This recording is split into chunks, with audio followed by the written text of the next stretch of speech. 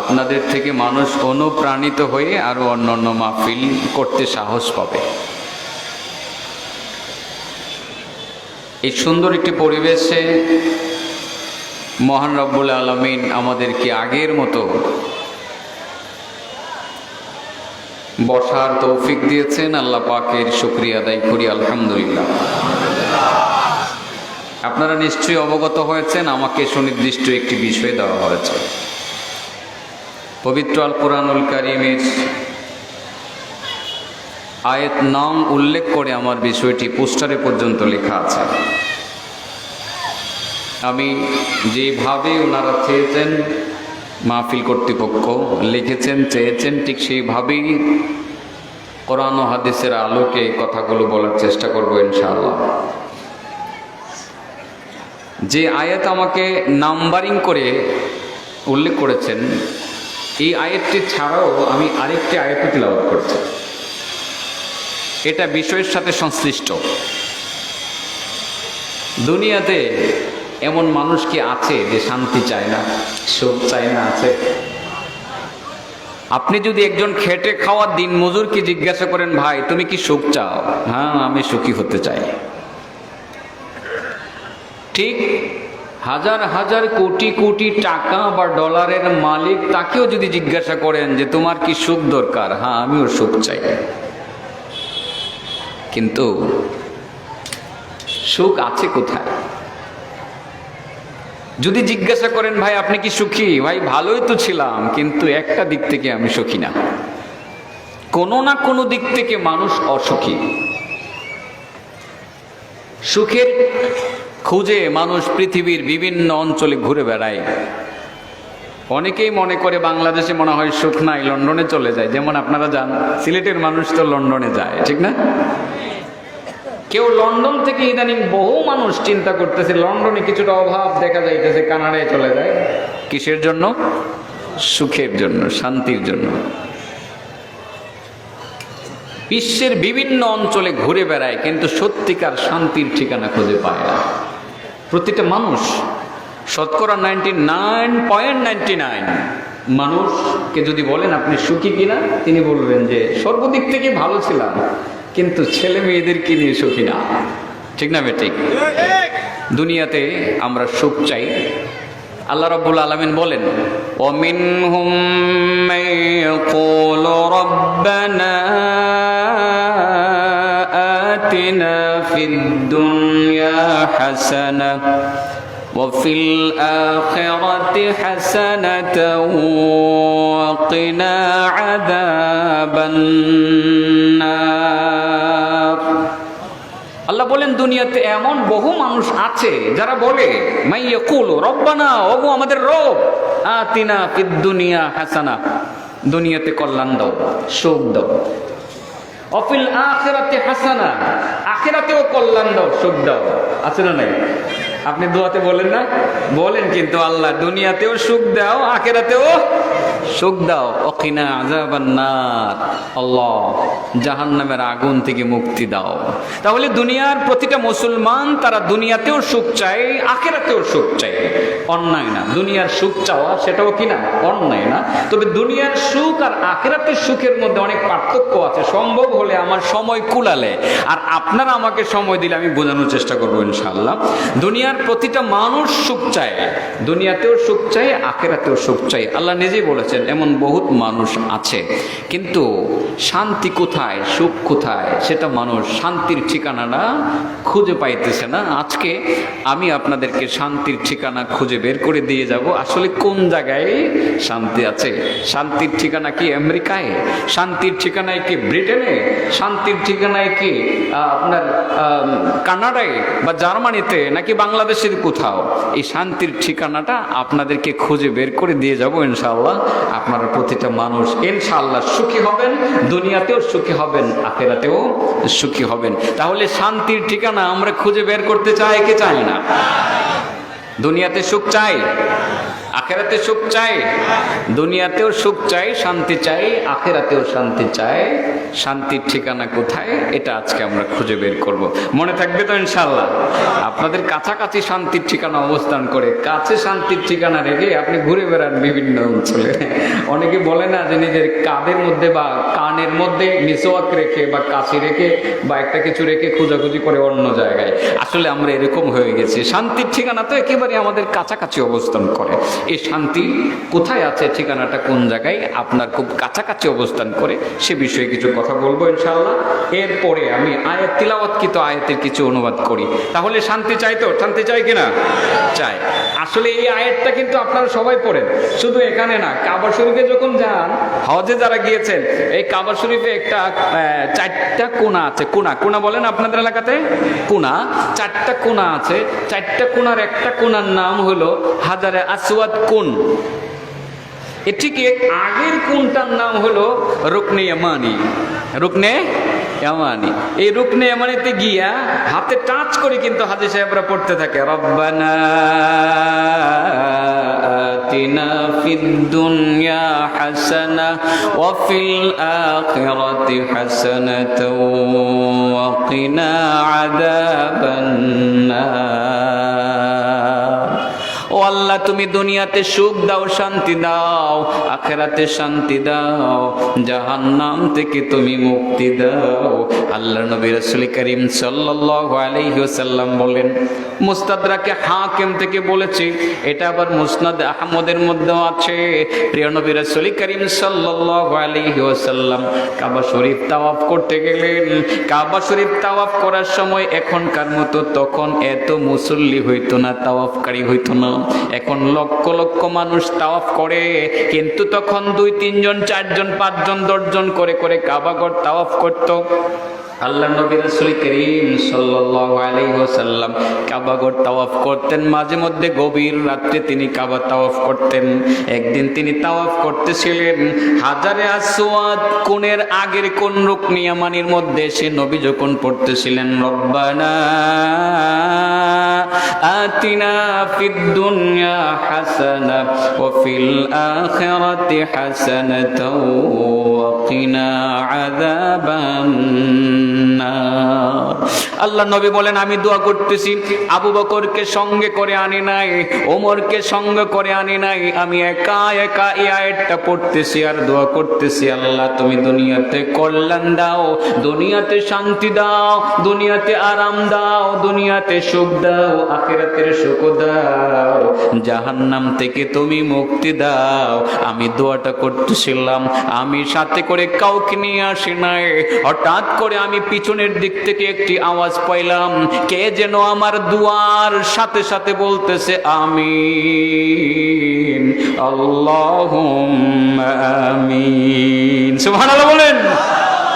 রাসূল বলেন, আমি পিছনের দিকে তাকাইলাম, মানুষ তো খুঁজে পাইলাম না। একটু ভালোভাবে তাকাইয়া দেখলাম আমার পিছনে জিবরিল এসে হাজির হয়ে গেছে। সুবহানাল্লাহ বলেন। আমি দোয়া করতেছি, রব্বানা আতিনা ফিদ দুনিয়া হাসানা ওয়া ফিল আখিরাতি হাসানা ওয়া কিনা আযাবান নার। আল্লাহ দুনিয়াতে হাসানা দাও, কল্যাণ দাও, সুখ দাও, আখিরাতে কল্যাণ দাও, সুখ দাও। আল্লাহ জাহান্নামের কঠিন শাস্তি থেকে মুক্তি দাও। আমি দোয়া করতেছি আর জিবরাইল বলতে আছে আমিন, আল্লাহুম্মা আমিন।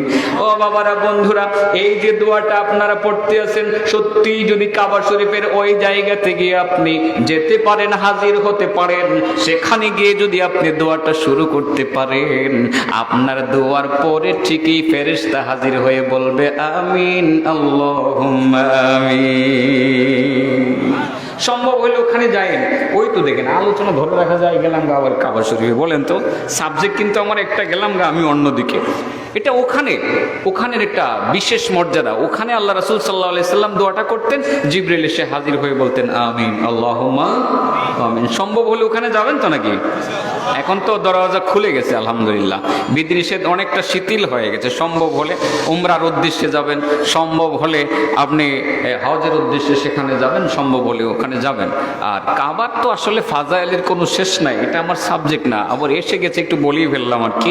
ঠিক যেই কোণাটা থেকে আপনি দোয়াটা শুরু করবেন, এর পরের কোণাটা যেখানে গিয়ে দোয়াটা আপনি শেষ করবেন, এই কোণাটাকে বলা হয় হাজারে আসওয়াদ। কি বলা হয় বলেন?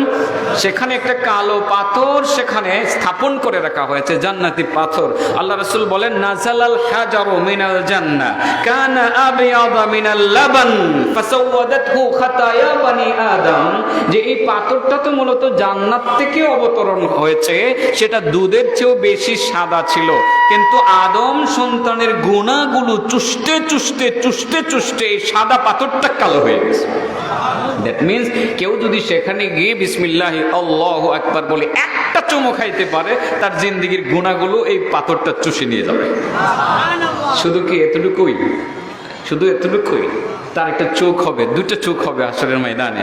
হাদিস আপনারা দেখবেন, সহিহ হাদিস, কিন্তু আবার এটা বুখারী শরীফে আপনি খুঁজে পাবেন না হয়তো বা আর কি।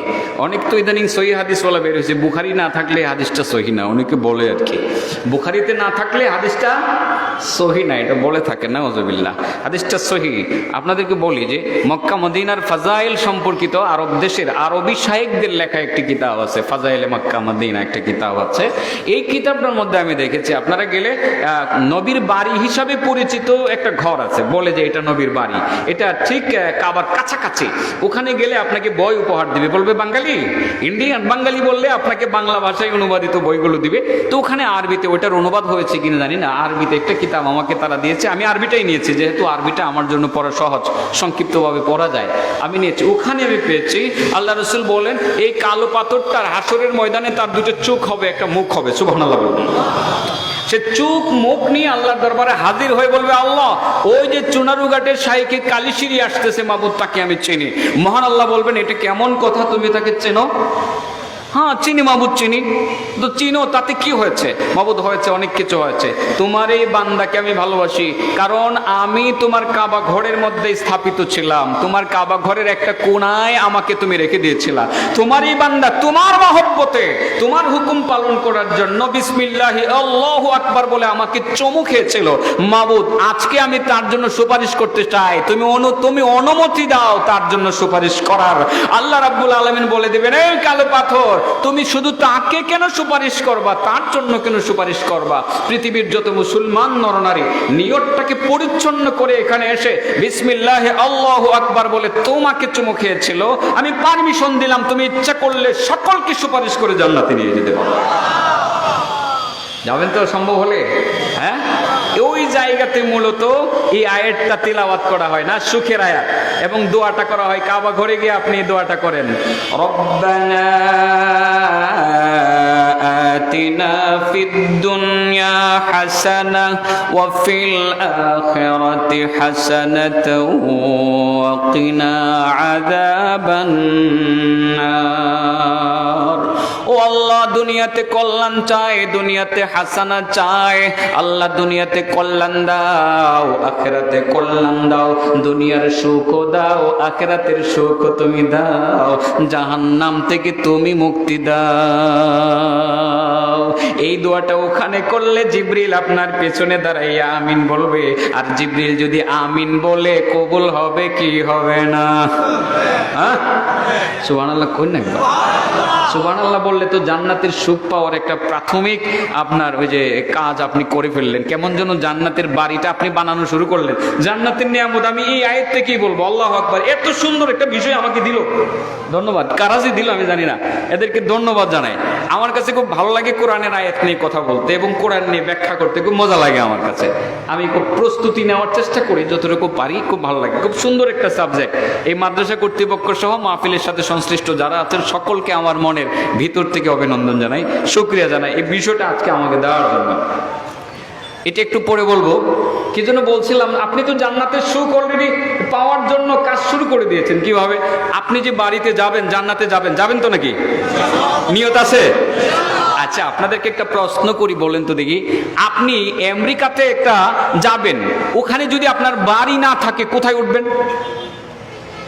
জান্নাতে আপনি যাবেন, জান্নাতে যদি আপনার জন্য স্পেসিফিক কোনো বিল্ডিং না থাকে, আপনি কোন বিল্ডিং এ উঠবেন? গিয়ে দেখবেন যে এটা কালীশিরির হযরতের বিল্ডিং, এটা আপনার মুহাদ্দিস সাহেব হুজুরের বিল্ডিং, এটা ওলি গরি সাহেবের বিল্ডিং, এটা শাইখে বরুণার বিল্ডিং, এটা শাইখে কাতিয়ার বিল্ডিং।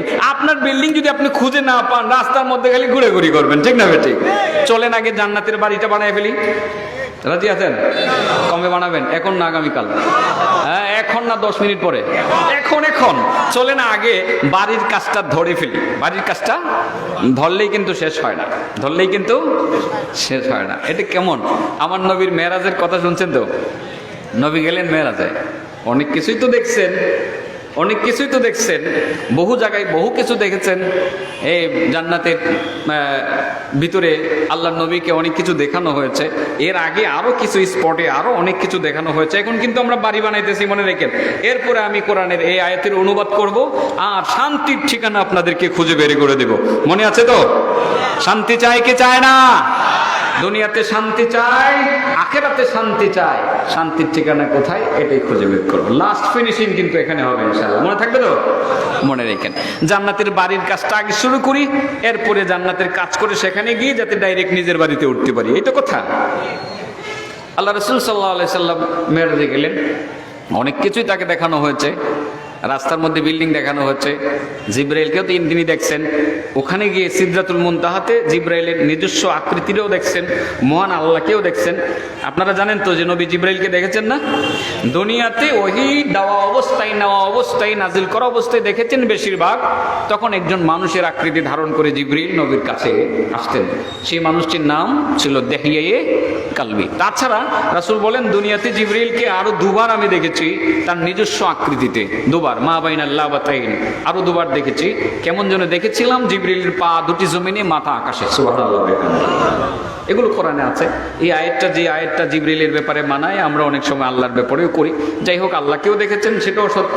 জিবরাইলকেও নিজস্ব আকৃতিতে আরেকবার সিদরাতুল মুনতাহাতে দেখেছেন। সীমান্ত বড়ই গাছ, একটা গুলচত্বর আছে আপনাদের, এই যে একটা গুলচত্বর আছে না এখানে শায়েস্তাগঞ্জ, হ্যাঁ, 7 আসমানের উপর একটা গুল চত্বর আছে। এইসব গুল চত্বরের মধ্যে তো আপনার বিভিন্ন ছবি টবি লাগাই রাখে, মূর্তি টুর্তি বানাই রাখে। ওই বিষয়ে কথাবার্তা বলা ঝামেলা আছে এখন। হেকমতে এগুলো এড়াইয়া চলি আমরা, কারণ আমাদের মাহফিলগুলো হতে হবে। কোনো অজুহাত যদি সৃষ্টি হয়, দেখবেন আগামীকাল মাহফিলটার হচ্ছে না, এই জন্য ওইদিকে আর যাচ্ছি না। তবে গুল চত্বরের মধ্যে মূর্তি টুর্তি না বানাই, হ্যাঁ, ওখানে যদি আপনার বৃক্ষ লাগিয়ে দেওয়া হয়, বিশেষ করে ফল বৃক্ষ, ভালো হবে না? ছায়া হবে, মানুষ ফল খাবে, পাখিরা খাবে, সদকায়ে জারিয়া হবে, ঠিক না? ঠিক। এটা মুসলিম বিশ্বে আছে। অনেক বলে যে এটা নাকি সভ্যতা না। আপনারা কি, বাংলাদেশ কি আমরা এই ব্রুনাইয়ের চেয়েও অনেক ধনী দেশ হয়ে গেছি? আমি নেগারা ব্রুনাই, আমি সেখানেও মাহফিল করেছি। সেখানে দেখেছি বিভিন্ন গুল চত্বরের মাঝে বড় বড় আম গাছ, জাম গাছ, কাঁঠাল গাছ সেখানে লাগিয়ে দেওয়া হয়েছে। সুবহানাল্লাহ। কি সুন্দর দৃশ্য। ঠিক আকাশের উপরে, 7 আসমানের উপরে একটা গুল চত্বর আছে। সেখানে এই গুল চত্বরের মধ্যে আল্লাহ রাব্বুল আলামিন একটা বড়ই গাছ লাগাই দিয়েছে। সিদরাতুল মুনতাহা, সীমান্ত বড়ই গাছ। সিদরাতুল মানে কি হুজুর? বড়ই গাছ। মাশাআল্লাহ, বড়ই। এই তো আমাদের ছেলেরা বোঝে। সিদরাতুল মুনতাহা, সীমান্ত। মুনতাহা মানে কি? সীমান্ত, সীমানা একেবারে। সিদরা মানে সীমানার বড়ই গাছ। এরপরে এখান থেকে সামনে আর ফেরেশতারা যান না, এটা একেবারে সীমান্ত। এই বড়ই গাছের কাছে আল্লাহ নবী রাসূল কারীম সাল্লাল্লাহু আলাইহি সাল্লাম জিবরাইলকে আরেকবার নিজস্ব আকৃতিতে দেখেছিলেন। সেই জিবরাইল নবীকে নিয়ে গেছিলেন জান্নাত পরিদর্শন করানোর জন্য। লাকাদ রাআহু নাজলাতান উখরা عند سدرة المنتهى عندها جنة المأوى إذ يغشى السدرة ما يغشى ما زاغ البصر وما طغى لقد رأى من آيات ربه الكبرى আমার আল্লাহ বলেন জিবরাইলকে, আমার নবী আরেকবার দেখেছেন। লাকাদ রাআহু নাজলাতান উখরা, নাজলাতান উখরা, আরেকবার দেখেছেন। ইনদা সিদরাতিল মুনতাহা, সেই সীমান্ত বড়ই গাছের কাছে আমার নবী জিবরাইলকে আরেকবার দেখেছেন। আল্লাহর রাসূল সাল্লাল্লাহু আলাইহি সাল্লাম যখন মেরাজে গেলেন, প্রথম আসমান অতিক্রম করলেন, দ্বিতীয় আসমান অতিক্রম করলেন, তৃতীয় আসমান অতিক্রম করলেন, চতুর্থ পঞ্চম ষষ্ঠ আসমান তিনি অতিক্রম করলেন। প্রতিটা আসমানের মধ্যে আমার নবীকে ফেরেশতারা দলে দলে দলে দলে কাতার বন্দী হয়ে আমার নবীকে সালাম জানাইল। যখন সিদরাতুল মুনতাহাতে আমার নবী গেলেন, কোটি কোটি ফেরেশতারা আল্লাহর দরবারে ফরিয়াদ করে বললেন, আল্লাহ তোমার ফেরেশতারা তোমার নবীকে প্রথম আসমানের ফেরেশতারা স্বাগত জানাইছেন, সালাম দিয়েছেন। দ্বিতীয় তৃতীয় চতুর্থ পঞ্চম ষষ্ঠ সপ্তম আসমানের ফেরেশতারা তোমার নবীকে সালাম দিয়েছেন, স্বাগত জানাইছেন। আল্লাহ আমরা যারা সিদরাতুল মুনতাহার আশেপাশে আছি, আমরা তোমার নবীকে মাবুদ দেখি নাই, সালাম জানাতে পারি নাই। মাবুদ তোমার নবীকে দেখবে, সালাম জানাবে, কেউ সালাম জানাবে, কেউ সালাম জানাবে না, কেউ দেখবে, কেউ দেখবে না, তা হবে না, তা হবে না। আল্লাহ আমরাও তোমার নবীকে দেখতে চাই, সালাম জানাতে চাই। আমার আল্লাহ বলে দিলেন, ও ফেরেশতারা, বিশাল বড় ময়দান হতে পারে, কিন্তু তোমাদের ফিজিক্যাল স্ট্রাকচার অনেক, তোমাদের ফিজিক্যাল স্ট্রাকচার অনেক বড়। এই সিদরাতুল মুনতাহার গোল চত্বরের মধ্যে তোমাদের জায়গার সংকলন হবে না। তোমরা যদি আমার নবীকে দেখতে চাও, ওই যে বড়ই গাছটা আছে, বড়ই গাছের পাতায় পাতায় স্বর্ণ নির্মিত পাখি হইয়া বসে যাও। সাধারণ পাখি হইলে চলবে না, স্বর্ণ নির্মিত পাখি হইয়া পাতায় পাতায় বসে বসে আমার নবীকে স্বাগত জানাইতে থাকো, সালাম দিতে থাকো। সুবহানাল্লাহ বলেন। অসংখ্য ফেরেশতারা ইদিয়া গশা সিদরাতা মা ইয়াগশা, যখন সেই বড়ই গাছটাকে ঢেকে ফেলার মতো স্বর্ণ নির্মিত পাখিরা ঢেকে ফেলেছিল, মানে ফেরেশতারা ঢেকে ফেলেছিল, আল্লাহর নবীকে তারা সালাম জানাইয়াছিল। আল্লাহর নবী তখন জিবরাইলকে সেখানে নিজস্ব আকৃতিতে আল্লাহর নবী তাকে দেখেছিলেন। সুবহানাল্লাহ বলেন। জিবরাইলকে নিয়ে চললেন। এর আগে জিবরাইলকে নিয়ে বহু জায়গা পরিদর্শন করেছেন। একটি জায়গাতে গিয়ে দেখেন বিশাল বড় বড় বিল্ডিং বানানো হচ্ছে, বিশাল বড় বড় বাড়ি বানানো হইতেছে, এক একটা পিলার অনেক বড়, গ্রামের মতো এক একটা পিলার, স্বর্ণ নির্মিত পিলার, বিল্ডিং চলছে, বিশাল বড় বিল্ডিং বানানো হইতেছে। আল্লাহর নবী দেখলেন ফেরেশতারা দ্রুত কাজ করতেছে, দ্রুত। এই বিল্ডিং এর ইট লাগে, সিমেন্ট লাগে, সবই কিন্তু লাগে কিনা? এগুলো কই থেকে যায়? সোনারঘাট বাজার থেকে যায়? হ্যাঁ, যায়। কোথেকে যায় বলেন? সোনারঘাট থেকেই যায়। সুবহানাল্লাহ বলতেন না? আসতেছে তো জায়গায়, আমি আসতেছি, আর 2 মিনিট সময় দেন, একটু ঘুরে ঘুরে আসি। গেছি ওইদিকে কি করতাম, তবে বিষয়ের ভিতরেই আছে। জান্নাতের সুখ তো আপনাদেরকে সুখী বানানোর জন্য আল্লাহর হুকুমে আগে বাড়িটা ঠিক করি, পরে খালি বিমানে উঠবেন আর বিল্ডিং এ গিয়ে ঢুকবেন। সুবহানাল্লাহ, খালি বিল্ডিং এ গিয়ে ঢুকবেন। আসলে রড সিমেন্ট ইট বালি সব দুনিয়া থেকেই যায়। আমার আল্লাহ তো আসমানে রড সিমেন্টের দোকান দেন নাই। আসমানে আছে আল্লাহ ট্রেডার্স নাই, এই এলাকা থেকেই যায়, এসব অঞ্চল থেকেই যায়। নবী দেখলেন বিশাল বড় বড় বিল্ডিং বানানো হচ্ছে। জিবরিলকে বলেন, জিবরিল কি হচ্ছে? ইয়া রাসূলুল্লাহ, তারা বিল্ডিং বানাইতেছে। ওকে, ঠিক আছে। ব্যাক করার সময় রাসূল করিম সাল্লাল্লাহু আলাইহি সাল্লাম দেখেন ওই যে ফেরেশতারা কাজ করতেছিলেন রাজমিস্ত্রির মতো, তারা এই যে বিল্ডিং বানাইতেছে, বিশাল বড় বড় উঁচু উঁচু বিল্ডিং বানাইতে আছে, তারা কাজ টাজ রেখে দিয়ে একেবারে বসে আছে, কাজ আর করে না। সিমেন্টের কাজও করে না, ইট নাই, কি নাই? ইট নাই। আল্লাহ রাসূল সাল্লাল্লাহু আলাইহি সাল্লাম ফেরেশতাদেরকে জিজ্ঞাসা করেন, বন্ধুরা তোমাদের কাজ বন্ধ কেন? তোমাদের কাজ বন্ধ কেন? ইয়া রাসূলুল্লাহ, মাল নাই কেন? মালিক, এই বাড়ির যে সত্ত্বাধিকারী মালিক, তিনি মাল আজকে পাঠান নাই। অগ্রিম সুবহানাল্লাহ বলেন। কি যে কাম হইতেছে একটু বুঝে নিন, কি যে কাম হইতেছে একটু বুঝে নিন। তিনি মাল পাঠান নাই। মাল পাঠান নাই মানে কি? কার বাড়ি এটা? এটা হলো শাইখে বরুণার বাড়ি। সুবহানাল্লাহ বলেন। ও, শাইখে বরুণার বাড়ি, তাহলে উনি আজকে মাল পাঠান নাই মানে? ইয়া রাসূলুল্লাহ, গতকাল উনি 100 গাড়ি ইট পাঠাইছিলেন, লাগাই ফেলছি। আজকে সকালে মাত্র 5 গাড়ি ইট পাঠাইছে, এটাও লাগাই ফেলছি। আজকে হয়তো বা ব্যস্ততার কারণে উনি আর ইট পাঠাইতে পারতেছেন না, এই জন্য কাজ করতে পারতেছি না। উনি যত তাড়াতাড়ি ইট পাঠাবেন তত তাড়াতাড়ি তার বিল্ডিংটা কমপ্লিট করে দেবেন। রাসূল বলেন, মালগুলো কি? ফেরেশতারা বলেন, ইয়া রাসূলুল্লাহ, মালগুলো হইল সুবহানাল্লাহ। সুবহানাল্লাহ বলেন। ইয়া রাসূলুল্লাহ, গতকাল শাইখে বরুণা 200 বার সুবহানাল্লাহ বলেছেন, 200 গাড়ি ইট লাগাইছি। আজকে সকালবেলা 5 বার সুবহানাল্লাহ বলেছেন, ব্যস্ততার কারণে আর বলতে পারেন নাই। আজকে 5 গাড়ি ইট লাগাই আমাদের আর কোনো মাল নাই, বসে আছে। শাইখে বরুণা যত তাড়াতাড়ি তিনি মাল পাঠাইতে পারবেন, সুবহানাল্লাহ বেশি বেশি বলবেন, তত তাড়াতাড়ি তার জান্নাতের বাড়ির কাজটা কমপ্লিট করে দেব। ও বাবা, এই জন্য আপনার যত বেশি বেশি সুবহানাল্লাহ বলবেন, তত তাড়াতাড়ি জান্নাতের বাড়িটা কমপ্লিট হবে। সুবহানাল্লাহ বলেন। এই জন্য আমল মাহফিলের মধ্যে আসলে পরে সুবহানাল্লাহ বেশি বেশি বলা সম্ভব হয়। মাহফিলগুলো দরকার, এই জন্য একমতে হইলেও বাংলাদেশের প্রতিটা অঞ্চলে মাহফিল চালু রাখতে হবে। কি বলেন? কোনো বন্ধ নাই, কোনো বন্ধ নাই, মাহফিল চালিয়ে যাবেন ইনশাআল্লাহ। সরকারের পক্ষ থেকে কোনো নিষেধ নাই, আছে? কোনো নিষেধ নাই, চালিয়ে যাবেন। অত্যন্ত হেকমতে মাহফিলগুলো চলতে হবে। মাহফিল থেকে মানুষ কিছু খোরাক পায়, জান্নাতের বাড়ি বানানোর সুযোগ পায়। যদি না আসতেন তবে কি কথাগুলো শুনতেন? আজকে কত বড় বড় আলেমগণ এই কথাগুলো বলে গেছেন, আরো অনেক কথা বলে গেছেন, যে কি বিশ্লেষণমূলক আজকে আলোচনা হয়েছে। আমি প্রথম থেকে অনেক আলোচনা শুনেছি, এসে বিষয়ভিত্তিক আলোচনা। বিষয়ভিত্তিক আলোচনার মধ্যে আলাদা একটা প্রশান্তিও আছে। এখানে আপনারা সুন্দর অনেক দিক নির্দেশনা পেয়েছেন, সকলেই কিন্তু আপনারা পেয়েছেন। ইনশাল্লাহ মাহফিল হবে তো, হবে তো। ছোট্ট করে হইলেও মাহফিলগুলো করে ফেলবেন, বিশৃঙ্খলা যাতে না হয়, অত্যন্ত সুন্দরভাবে মাহফিলগুলো করে ফেলবেন। এই মাহফিলে আসার কারণে আপনি অন্ততপক্ষে 10 বার সুবহানাল্লাহ বলছেন। কয়বার বলছেন? আমার উপস্থিতিতে 10 বার কমপক্ষে বলে ফেলছেন। শুধু এই 10 বার বলার কারণে কি আপনার এই বাড়ির কাজটাই শুরু হয়েছে? আর কিছু হয়েছে না, আরো অনেক কিছু হয়েছে। কি হয়েছে? একবার সুবহানাল্লাহ বললে তো কত সওয়াব। আল্লাহু আকবার। 10 বার বলছেন মানে আপনার আমল নামায় 10 গাট্টি সওয়াব জমা হয়ে গেছে। কই গাট্টি? হ্যাঁ, গাট্টি কত বড়? স্প্যান্ডেলের সমান হইব। কত বড় জানি? আল্লাহু আকবার। সারাটা দুনিয়া যত বড়, গাট্টিটা হবে তত বড়।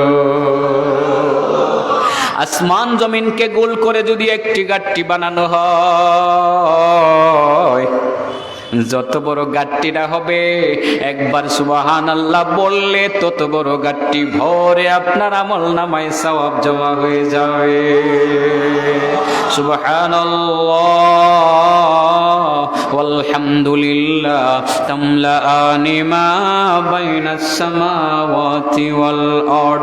আল্লাহর কোন বান্দা যদি সুবহানাল্লাহ জবান থেকে উচ্চারণ করে, আল্লাহর বান্দা যদি আলহামদুলিল্লাহ উচ্চারণ করে, আসমান জমিনের মধ্যবর্তী খালি জায়গা তার জন্য সওয়াবে ভরপুর হয়ে যায়। সুবহানাল্লাহ বিহামদি। তাহলে ওই শান্তির কথা বলতে গিয়ে কাবার কাছে গেছিলাম, শান্তির আয়াতটা কাবার শরীফে মানুষ গিয়ে পড়ে, দুনিয়ার শান্তি আখিরাতের শান্তি। চলেন এই বিষয়টার উপরে কিছু কথা বলি, দুইটার মধ্যে একটু পার্থক্য সৃষ্টি করে সমন্বয় করি। এরপরে আমরা দুনিয়ার শান্তিটাকে, সুখটাকে প্রাধান্য দেব নাকি আখিরাতের সুখটাকে প্রাধান্য দিব, সেই সিদ্ধান্তটা নেই। ঠিক আছে তো? ইনশাআল্লাহ। শান্তি চাই কি চায় না? দুনিয়াতে শান্তি চায়, আখিরাতে শান্তি চায়। শান্তির ঠিকানা কোথায়? খুঁজে বের করো। কোথায় আছে? সোনারঘাটে। কোথায় আছে বলেন? আমেরিকাতে না সোনারঘাটে? সোনারঘাটে। এটাই বের করো। زين للناس حب الشهوات من النساء والبنين والقناطير المقنطرة من الذهب والفضة والخيل المسومة والأنعام والحرث ذلك متاع الحياة الدنيا والله عنده حسن المآب। আল্লাহ বলেন যুগিনা লিন-নাস হুব্বুশ শাহওয়াত। রাব্বুল আলামিন বলেন যে মানুষের জন্য মোহগ্রস্ত করে দেওয়া হয়েছে, মানুষের কাছে প্রিয় করে দেওয়া হয়েছে নারীদেরকে দুনিয়ার সুখের জন্য। ঠিক না বেটি? হ্যাঁ, দুনিয়ার সুখের মধ্যে নারী একটা সুখ। মিনান নিসা ওয়াল বানিন, এবং মানবকুলকে মোহগ্রস্ত করা হয়েছে সন্তানাদির দিকে, মানুষ সন্তানাদিকে খুব ভালোবাসে। ওয়াল কানাতিরিল মুকান্তারাতি মিনাজ যাহাবি ওয়াল ফিজ্জা, রাশিকৃত স্বর্ণ রূপার অলংকারের প্রতি মানুষের টান সৃষ্টি করে দেওয়া হয়েছে।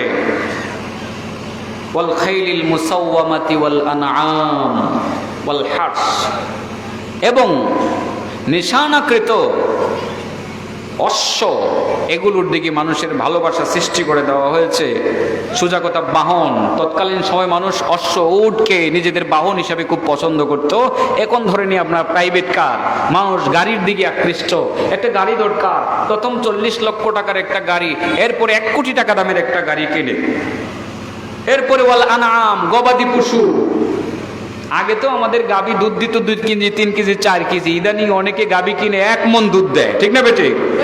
ওয়াল হার্স, এবং মানুষকে আকৃষ্ট করে দেওয়া হয়েছে মূলত ফসলের দিকে। মানুষ জমিনের দিকে, মানুষের নেশা একটু বেশি। বড় বড় বাগান চাই, আম বাগান, জাম বাগান, কাঁঠাল বাগান, লেচু বাগান, খেজুর বাগান, এগুলোর দিকে মানুষকে আকৃষ্ট করে দেওয়া হচ্ছে। তার মানে মানুষ, দুনিয়ার মানুষ এগুলোকে বেশি চায়। দুনিয়ার আরামের জন্য মানুষ বিবাহ শাদী চায়, দুনিয়ার আরামের জন্য সন্তানাদি চায়, দুনিয়ার আরামের জন্য মানুষ মানে রাশিকৃত অলংকার চায়, স্বর্ণরূপা চায়। দুনিয়ার আরামের জন্য মানুষ নিজেদের বাহন চায়, সুন্দর একটা গাড়ি চায়। দুনিয়ার আরামের জন্য মানুষ গবাদি পশু চায়। দুনিয়ার আরামের জন্য মানুষ ফসলাদি চায়, ধান চায় এবং চাউল চায়, ইত্যাদি ইত্যাদি চায়। আল্লাহ রাব্বুল আলামিন বলেন, এগুলো হলো যালিকা মাতাউল হায়াতিদ দুনিয়া, এগুলো হলো দুনিয়ার ভোগ বিলাসিতার জন্য, দুনিয়ার ভোগের জন্য। আল্লাহ রাব্বুল আলামিন বলেন, আল্লাহু ইনদাহু হুসনুল মাআব, আর আল্লাহর কাছে যে নিয়ামতগুলো আছে, এগুলোর মধ্যেই যেগুলো আল্লাহর কাছে আছে, এগুলো অনেক ভালো, এবং আল্লাহর কাছেই হলো উত্তম আশ্রয়স্থল। আল্লাহর কাছে জায়গাটা হলো পৃথিবীর সমস্ত মানুষের জন্য ভালো আশ্রয়স্থল। সেখানে শুধু সুখ আর সুখ, সেখানে অসুখ বলতে কোনো কিছু নাই। আল্লাহ রাব্বুল আলামিন প্রশ্ন করে বলেন, ও দুনিয়ার মানুষ, দুনিয়ার বাড়ি চাও, গাড়ি চাও, সন্তান চাও, স্বর্ণ চাও, রূপা চাও, এর চেয়ে ভালো কিছু কি আমি তোমাদেরকে বলে দিব? قل أنبئكم بخير من ذلكم للذين اتقوا عند ربهم جنات تجري من تحتها الأنهار خالدين فيها وأزواج مطهرة ورضوان من الله والله بصير بالعباد। আল্লাহ বলেন, ও পৃথিবীর মানুষ, এই যে দুনিয়ার বাড়ি গাড়ি নারী, বাড়ি গাড়ি নারী, স্বর্ণ রূপা সম্পদ ইত্যাদি ইত্যাদি, এই যে এগুলো দুনিয়ার নিয়ামত হিসেবে তোমরা মেনে নিয়ে এগুলোর পিছনে ছোটাছুটি করতেছে, যেগুলো ক্ষণস্থায়ী, আজ আছে কাল নেই। আজকে কিছুদিন সুখে থাকবা, হয়তো আগামী দিন সেই সুখটা তুমি পাবো না। এর চেয়ে উত্তম সুখের কথা কি আমি বলে দিব না, যে সুখগুলো তোমরা জান্নাতে পাইবা? সুবহানাল্লাহ বলেন। জান্নাতের সুখগুলো কি কি? জান্নাতের সুখের এখানে 3টা বিবরণ দেওয়া হয়েছে। 1 নম্বর হলো জান্নাতের বাগান, জান্নাতুন তাজরি মিন তাহতিহাল আনহার, যার তলদেশে নহর প্রবাহিত হইতে থাকবে। দুনিয়ার ফল, আম জাম কাঁঠালের আর কি স্বাদ, আর গাছের তো কোনো গ্যারান্টি নাই। এই যে আম গাছটা দেখা যায়, একটা আমও নাই, কিন্তু জান্নাতের আম গাছের মধ্যে আম হবে 12 মাস। সুবহানাল্লাহ বলেন। এবং জাম গাছের মধ্যে জাম হবে 12 মাস। আরেকটা বৃক্ষ তো আপনার এরকম থাকবে, বিশাল বড় বৃক্ষ জান্নাতের মধ্যে, যে বৃক্ষটার নাম হবে তুবা বৃক্ষ। বলেন, সাজারায়ে তুবা। এই বৃক্ষটা এরকম হবে, আপনার বিল্ডিংটা হবে 6666 তালা, হতে পারে আর একটু কম হতে পারে, ধরেন 6666 তালা উপরে আপনার বাড়ি। ওই বাড়িতে আপনি ওখানে বসবাস করবেন। ওখানে গাছপালা না থাকলে কেমন লাগবে বলেন তো দেখি? এত উঁচুতে কি ঘাস যাবে? যাবে না। হ্যাঁ, যাবে। আল্লাহ রাসূল বলেন, তুবা নামক বৃক্ষটা, সেটা নিচে তার জোর থাকবে আর তার আগাটা থাকবে 6666 তালা উপরে। সুবহানাল্লাহ বলেন। আর ওই বৃক্ষটার মধ্যে কয় ধরনের ফল থাকবে? পৃথিবীর যত ধরনের ফল আছে সমস্ত ফল এই গাছটার মধ্যে থাকবে। আপনার মন চাবে আপেল খাওয়ার জন্য, আপনি শুধুমাত্র নিয়ত করবেন আপেল খাওয়ার জন্য, নিয়ত করার সাথে সাথে বিশাল বড় বৃক্ষ থেকে আপনার একটা ডালা, আপেলের একটা ডালা আপনার মুখের কাছে চলে আসবে। শুধু খাইবেন আর খাইবেন, পেট ভরে খাইবেন। আঙ্গুর খাইতে মনে চাইবে আঙ্গুর খাইবেন, জাম খাইতে মন চাইবে আপনি জাম খাইবেন, কমলা খাইতে মনে চাইবে আপনি কমলা খাইবেন, আনারস খাইতে মন চাইলে আপনি আনারস খাইবেন। একই গাছের মধ্যে সমস্ত ফল পাওয়া যাবে। ড্রাগন খাইতে মনে চাইবে ড্রাগন পাইবেন। আপনি যত ফল পৃথিবীতে আছে সমস্ত ফল ওই গাছের মধ্যে আপনি দেখতে পাবেন। ফল খাওয়ার জন্য গাছে উঠে ফল আপনাকে পাড়তে হবে না, শুধুমাত্র নিয়তটা করবেন। নিয়ত করার সাথে সাথে ডালা বাঁকা হয়ে আপনার জানালার ফাঁক দিয়ে আপনার কাছে চলে আসবে, আপনি ফল খাইতে থাকবেন। আর যদি মনে করেন খাবেন না, খাইতে একটু কষ্ট লাগবে, চাবাইতে কষ্ট লাগবে, আপনি নিয়ত করবেন জুস খাবেন। জুস খাওয়ার নিয়ত করার সাথে সাথে দেখবেন ওই বৃক্ষ থেকে ফলগুলো আপনার টেবিলের দস্তরখানের সামনে চলে এসেছে, জগের ভিতরে ঢুকে জুস হয়ে গেছে, রস হয়ে গেছে, আপনি জুস পান করতে থাকবেন। সুবহানাল্লাহ বলেন। আল্লাহর পক্ষ থেকে বলা হবে কুলু ওয়াশরাবু হানিআম বিমা আসলাফতুম ফিল আইয়ামিল খালিয়া। ও আমার বান্দা বান্দিরা, খাও খাও, ওয়াশরাবু পান করো, খাইতে মনে চাই খাও, দাঁত দিয়ে চাবাইয়া খাও, পান করতে মনে চায় তুমি পান করো, কারণ দুনিয়াতে ভালো কাজগুলো করছিলা, তৃপ্তি সহকারে খাও। ও বাবা, কিছুক্ষণ পরে আপনি গাছের দিকে তাকাইয়ে দেখবেন বাতাসে বাতাসে গাছের ডালাগুলো হেলতেছে দুলতেছে, হেলতেছে দুলতেছে। এই ডালার মধ্যে একটা পাখি বসা আছে, পাখির চামড়াগুলো দেখা যায়, পাখাগুলো উঠতেছে, চামড়া দেখা যায় তেল তেল করতেছে। এই পাখিটার দিকে তাকাইলে আপনার লোভ লাগবে। ওই পাখিটা দেখতে ছোট হবে না, অনেক বড় হবে, এক একটা পাখি উটের সমান হবে। পাখি আপনার দিকে তাকাইয়া বলবে, আল্লাহর বান্দা, জান্নাতে আসছো, তুমি জানোনি আমি কি খাই? আমি জান্নাতের তুবা গাছের আঙ্গুর খাই, আপেল খাই, কমলা খাই, জাইতুন খাই, সব খাইয়া আমার শরীরে কি তেল হয়েছে তুমি দেখছো নি? তুমি আমারে খাইবানি? খাইতে পারবেন? ও চাচা, উটের সমান একটা পাখি খাইতে পারবেন? হ্যাঁ, না করে খাইতে পারবেন না বলে, আরে বাবা পারবেন তো। এই উটের সমান পাখিটা তো আপনার কাছে চড়ুর মতো মনে হবে, কারণ আপনি তো সেদিন এত ছোট থাকবেন না। 33 বছরের টকবগে একটা যুবক হয়ে আপনি থাকবেন, আপনার বডি হবে আদম নবীর বডির সমান, 60 হাত লম্বা। সুবহানাল্লাহ। 60 হাত লম্বা একটা সুপুরুষের কাছে উটের সমান পাখিটা, এটা তো দেখতে চড়ুর মতো মনে হবে, ঠিক না? ঠিক। এই পাখিটা আপনার দিকে তাকাইয়া বলবে, আল্লাহর বান্দা, আমি কি খাই তুমি জানোনি? আমি আঙ্গুর খাই, সালসাবিল নহরের শরবত আমি পান করি, আমি কত মজা মজা খাই। ও আল্লাহর বান্দা, আমার শরীরে কি তেল হয়েছে তুমি দেখছো নি? তুমি আমারে খাইবানি? আপনি খালি মাথাটা একটু লড়াইবেন, মাথাটা লড়াইয়া খালি কইবেন হ্যাঁ আমি খামো। বলার সাথে সাথে পাখিটা আপনার দস্তরখানার মধ্যে ভুনা হয়ে যাবে। সুবহানাল্লাহ। একদিকে একটু করে ভাজা হবে, আরেকদিকে একটু নরম হবে, শুধু খাইতেই থাকবেন, খাইতেই থাকবেন। এত বড় পাখিটা খাইয়া হজম করে ফেলবেন, আপনার গ্যাস্ট্রিকের কোনো সমস্যা হবে না, ইসোমিপ্রাজল খাইতে হবে না। দুনিয়াতে আরাম করতে গিয়ে যখন একটু আমরা ভালো খাই, দুনিয়াতে আরাম করতে গিয়ে যখন একটু মজা খাই, মজা খাইলে পরে গ্যাস্ট্রিকের বড়ি খাওয়ানো লাগে, ঠিক না ঠিক? দুনিয়ার আরাম আর জান্নাতের আরামের মধ্যে পার্থক্য আছে না নাই? আস্তা একটা উটের মতো পাখি খাইয়া লাইবেন, আল্লাহু আকবার বলেন, একটা সমস্যা হবে না, বাথরুমে যাওয়ার প্রয়োজন পড়বে না, বাথরুম লাগবে না, প্রস্রাবখানায় যেতে হবে না, গ্যাস্ট্রিকের কোনো বড়ি খাইতে হবে না। আস্তা একটা উটের মতো পাখিটা খাইয়ে একটু ডেকুর দিবেন, সাথে সাথে হজম হয়ে যাবে। হাড্ডিগুলো দস্তরখানার মধ্যে রাখবেন, সাথে সাথে আবার পাখি হইয়া গাছের ডালায় বসে যাবে। এলে দুনিয়ার খাওয়ান ভালো না আখিরাতের খাওয়ান ভালো? যে দুনিয়ার জন্য এত পাগল কেন? দুনিয়ার সুখের তুলনায় আখিরাতের সুখ অনেক ভালো। ওয়াল আখিরাতু খায়রু ওয়া আবকা, ঠিক না ঠিক? আখিরাতের সুখটাই বেশি দরকার।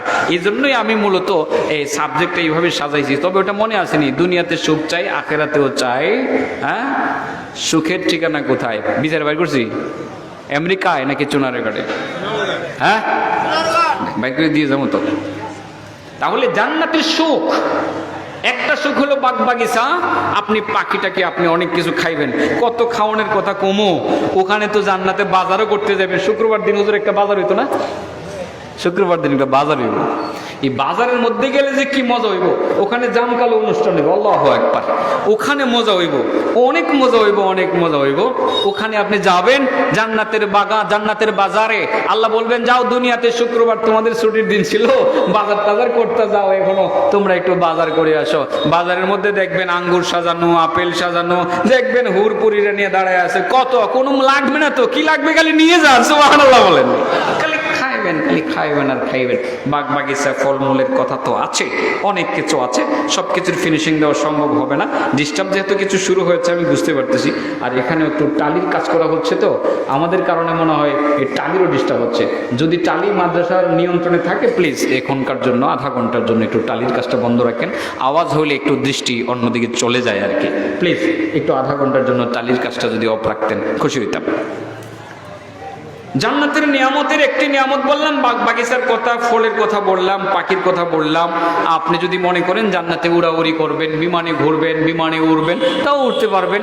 এক বাগান থেকে আরেক বাগানে যাবেন, এইভাবে হাতটা মাত্র উঠাইবেন, হাতটা মাত্র উঠাইবেন, এইভাবে উঠতে থাকবেন, উঠতে থাকবেন, উঠতে উঠতে হাজার হাজার কিলোমিটার দূরে আপনার আরেকটা বাগান পাহাড়ের উপরে গিয়ে উঠবেন। সুবহানাল্লাহ বলুন। জান্নাতের সুখের কোনো অভাব নাই, এগুলো হলো জান্নাতের সুখ। তাছাড়া আরো কিছু সুখ আছে, যে সুখটাকে কেন্দ্র করে আমরা অনেক কিছু করি। সেটা হলো ওই যে এখানে দুনিয়ার সুখ যেরকম স্ত্রী, জান্নাতের সুখ হলো হুর। সুবহানাল্লাহ। হুরদের অবস্থাটা কি হবে, কত কথা কম হুরদের কথা, আল্লাহু আকবার। হুরদের মধ্যে একজন হুর আছে যাকে বলা হয় লুবা। সে একজন না, এই বংশের কোটি কোটি লুবা আছে, বুঝতে পারছেন? লুবা তার মানে একজন বলছি, সবাই লুবা। এই লুবার অবস্থাটা কেমন হবে, আল্লাহ রাসূল বলেছেন যে লুবা যদি শুধুমাত্র তার একটা আঙ্গুল বের করে দুনিয়ার দিকে নিক্ষেপ করে, দুনিয়ার দিকে একটু ফাঁকা করে, এই আঙ্গুলের আলোতে সারাটা পৃথিবী আলোকিত হবে। সে যদি হালকা একটু থুতু দুনিয়ার লবণাক্ত পানি মানে সমৃদ্ধ সমুদ্রের মধ্যে ফেলে দেয়, পৃথিবীর সমস্ত সমুদ্রের পানিগুলো মিষ্টিতে রূপান্তরিত হয়ে যাবে। সুবহানাল্লাহ। এই লুবার এই বক্ষে একটা ঘোষণা লেখা আছে, তোমরা যারা আমাকে পেতে চাও আল্লাহর ইবাদত করবে। সুবহানাল্লাহ বললেন। তাহলে জান্নাতের নিয়ামতগুলো পেতে চায় কে চায় না? শুধু কি এটাই লুবা ছাড়াও আরো অনেক আছে, আরো অনেক আছে। ছোট্ট করে আরেকটা ঘটনা বলে ফেলি। জান্নাতে আদন নাম শুনেছেন তো? জান্নাতু আদনিন বিভিন্ন জায়গায় আছে। এখানে আছে জান্নাতুন তাজরি মিন তাহতিহাল আনহার, অন্য জায়গায় জান্নাতে আদনের কথা উল্লেখ আছে। আল্লাহ রাব্বুল আলামিন যখন জান্নাতে আদন পয়দা করলেন, জিবরাইলকে বললেন, জিবরাইল একটা কাজ করো তো, তুমি জান্নাতে আদন যেহেতু আমি পয়দা করেছি, তুমি একটু ঘুরে আসো, জান্নাতটা ঘুরে আসো। জিবরিল মনে করলেন যে আল্লাহ যেহেতু জান্নাতটা বানাইছে আমাকে একটু দেখার জন্য বলছে, আমি একটু ঘুরে ঘুরে একটু দেখে আসি। জিবরিল তিনি জান্নাতের উদ্দেশ্যে রওনা দিলেন, জান্নাতের ভিতরে ঢুকে গেলেন। ঢুকে যাওয়ার পরে গেটে একজনের সাথে দেখা হলো, একটা ঝলক শুনতে পাইলেন, ঝলক দেখতে পাইলেন। একটা মানুষ, তার মানে একজন দেখতে মহিলা, খালি দাঁতটা বাইর করে হালকা হাসি দিছে। হাসি দেওয়ার সাথে সাথে হাসির ঝলকে জিবরাইল বেহুশ হয়ে ফ্লোরে লুটে পড়ছে। এবার হুর বলে, ভাই জিবরাইল মাথা ওঠাও না, তুমি এমন হয়েছো করে, কি হয়েছে? আমি তো মনে করছি যে আল্লাহ নূরের ঝলক দেখছি বুঝি, আমি তো বেহুশ হয়ে পড়ে গেছি। রাখো ভাই, আমি আল্লাহর নূরের ঝলক না, আমি আল্লাহর সৃষ্টি হুর। সুবহানাল্লাহ। আল্লাহর সৃষ্টি হুর। হযরতে জিবরিল বলেন, তুমি হুর? তাকায় দেখলেন, একটু তাকায় দেখেন, তার বুকে লেখা আছে, তোমরা যারা আমাকে পেতে চাও পৃথিবীর মানুষ, খাহের সাথে নফসানি, মন চাহি জিন্দিগি থেকে নিজেকে দূরে রাখো। মনে চায় পাপ করতে, করিও না। মনে চায় সুদ খাইতে, খেও না। মনে চায় অন্যায় করতে, করো না। মনে চায় গীবত করতে, করো না। মনে চায় মানুষের বিরুদ্ধাচরণ করতে, করো না। মনে চায় জুলুম করতে, করো না। وَأَمَّا مَنْ خَافَ مَقَامَ رَبِّهِ وَنَهَى النَّفْسَ عَنِ الْهَوَى فَإِنَّ الْجَنَّةَ هِيَ الْمَأْوَى। আল্লাহর কাছে দাঁড়াতে হবে, ভয়টা অন্তরে পোষণ করে, খাহেসাতে নফসানি মন চাহি জিন্দিগি থেকে নিজেকে দূরে রাখে, জান্নাতি হবে তার ঠিকানা। সুবহানাল্লাহ। বাবারা, মনটারে, এই যে মনে চায়, আজকেই কিন্তু মনে চাইবো একটু গীবত করতে। আমার ভাই কিন্তু গীবতের বিষয়ে কথা বলে গেছে। হ্যাঁ, আমাদের মুয়াদ্দিস সাহেবের ছেলে গীবতের কথা বলে গেছে না, গীবতের কথা বলে গেছে। মনে চাইলো একজনের গীবত করতে, মনটা চাইলো, হঠাৎ করে চিন্তা করলেন যে এই লোকটার গীবত যদি আমি করি আমার কি লাভ, তার দোষটা বললাম আমার কি লাভ, মনে চাইতেছে করতে না। এই মন, তার দোষ বললে আমার কোনো লাভ নাই, আমি বলবো না সিদ্ধান্ত নেওয়ার সাথে সাথে আল্লাহর নবী বলেন, আপনি বলবো না নিয়ত করেছেন, আপনার আমল নামায় মহান রাব্বুল আলামিন নগদে 20,000 রাকাত নফল নামাজের সওয়াব জমা করে দেবেন। চারটিখানি কথা। এই খাহেসাতে নফসানি থেকে যারা নিজেকে বাঁচিয়ে রাখতে পারবে তারা ওই জান্নাতের ওই হুডটাকে পাবে। সুবহানাল্লাহ ওয়া বিহামদিহি। যেই হুডদের বিবরণ অনেক লম্বা বিবরণ। তাছাড়া দুইটা নিয়ামতের কথা বললাম, একটা হলো বাগ বাগিচার নিয়ামত, তিনটাই বলবো শুধু, এই আয়াতের মধ্যে তিনটা আছে। জান্নাতুন তাজরি মিন তাহতিহাল আনহার ও আজওয়াজুম মুতাহহারা, পবিত্র স্ত্রীগণ তার মানে হুরগণ। ওয়া রিদওয়ানুম মিনাল্লাহ, 3 নম্বর হলো আল্লাহর পক্ষ থেকে সন্তুষ্টি, আল্লাহ সন্তুষ্ট হইয়া দিদার দিবেন। 3 নম্বর জান্নাতের নিয়ামত হবে আল্লাহর দিদার। সুবহানাল্লাহ। আসলে জান্নাতের সবচেয়ে বড় নিয়ামতই হবে আল্লাহর দিদার। কিভাবে হবে, কোন জায়গায় হবে কইতাম নি, কোন জায়গায় আল্লাহর দিদারটা হবে এটা কইতাম। তাইলে এই 3টা নিয়ামত চাই কিনা? 8টা কাজ করতে হবে। কয়টা কাজ? হাত উঠায়েন না। এই 3টা নিয়ামত পাইতে হলে কয়টা কাজ করতে হবে?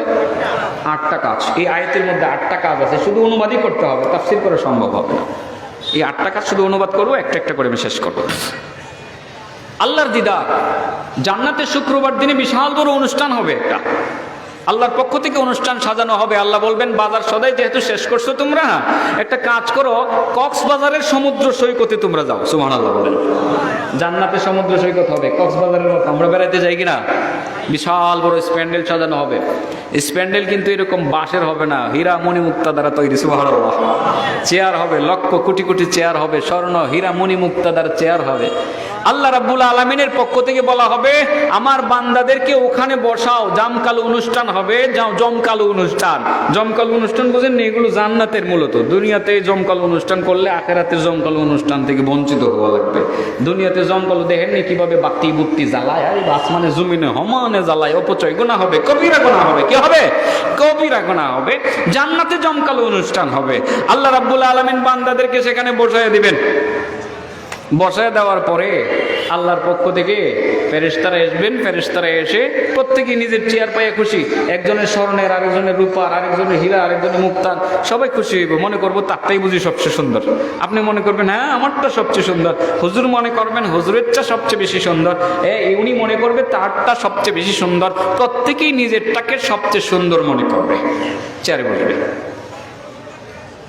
জান্নাতের হুরপুরীরা আসবে, এসে গ্লাস নিয়ে বলবে, নেন সারাবান তাহুরা, একটু পানি পান করেন, সে ভালো লাগে। কি মজার শরবত, একটা ডুব ভিতরে গেলে মনে হবে এত মজার শরবত আর কোনোদিন পান করেন নাই। সুবহানাল্লাহ বলেন। এরপরে লাইটিং তো থাকবে, অনেক কিছু থাকবে, হালকা স্প্রে করে দেওয়া হবে উপর থেকে, ঠান্ডা স্প্রে।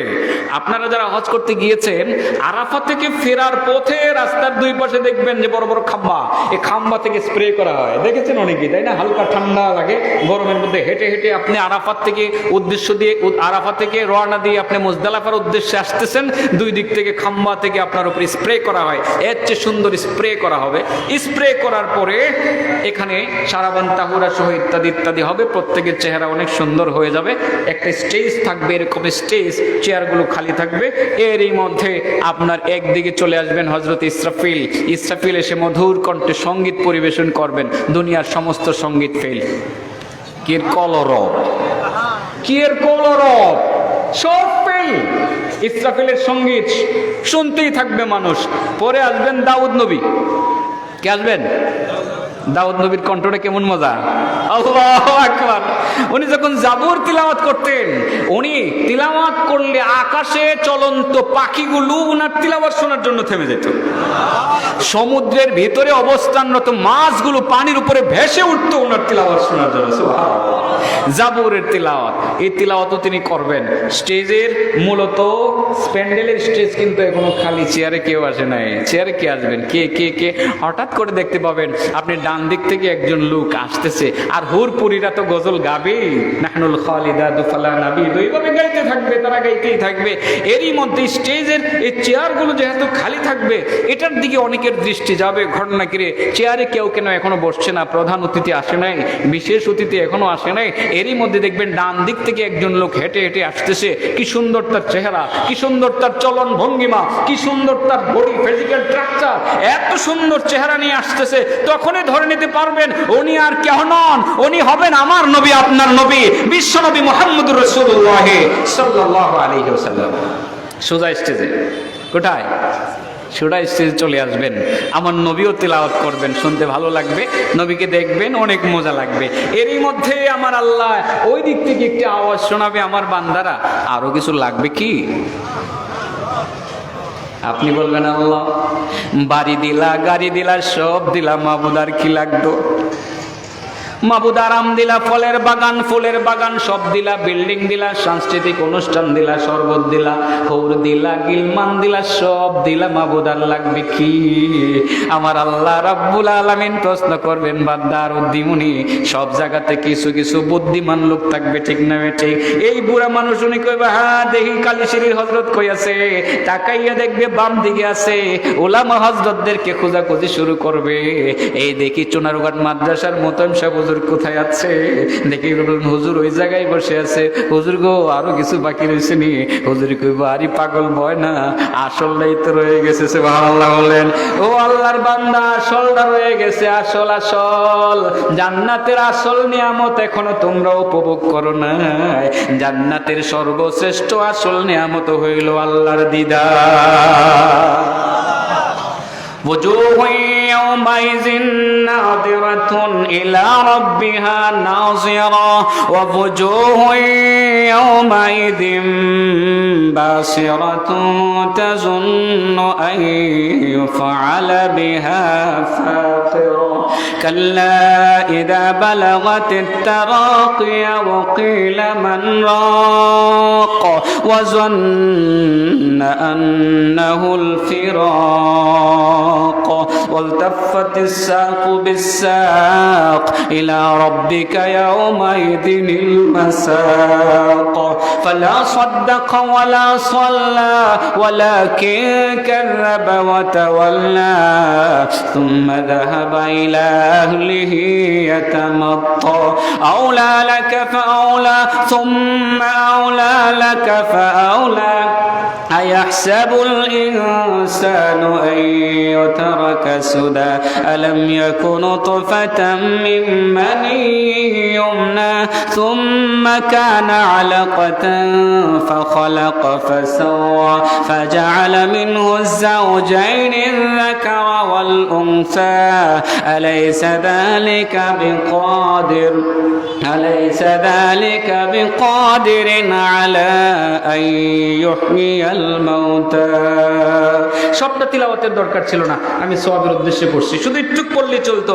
ওয়াজুহু ইয়াওমাইযিন নাযিরা ইলা রাব্বিহা নাযিরা। সেদিন কোন কোন চেহারা হবে সজীব হাস্যোজ্জ্বল, তারা আল্লাহর দিকে একেবারে দৃষ্টিতে তাকিয়ে থাকবে। সুবহানাল্লাহ। আমার আল্লাহ বলবেন লাগবেনি, লাগবেনি, আরো কিছু লাগবেনি।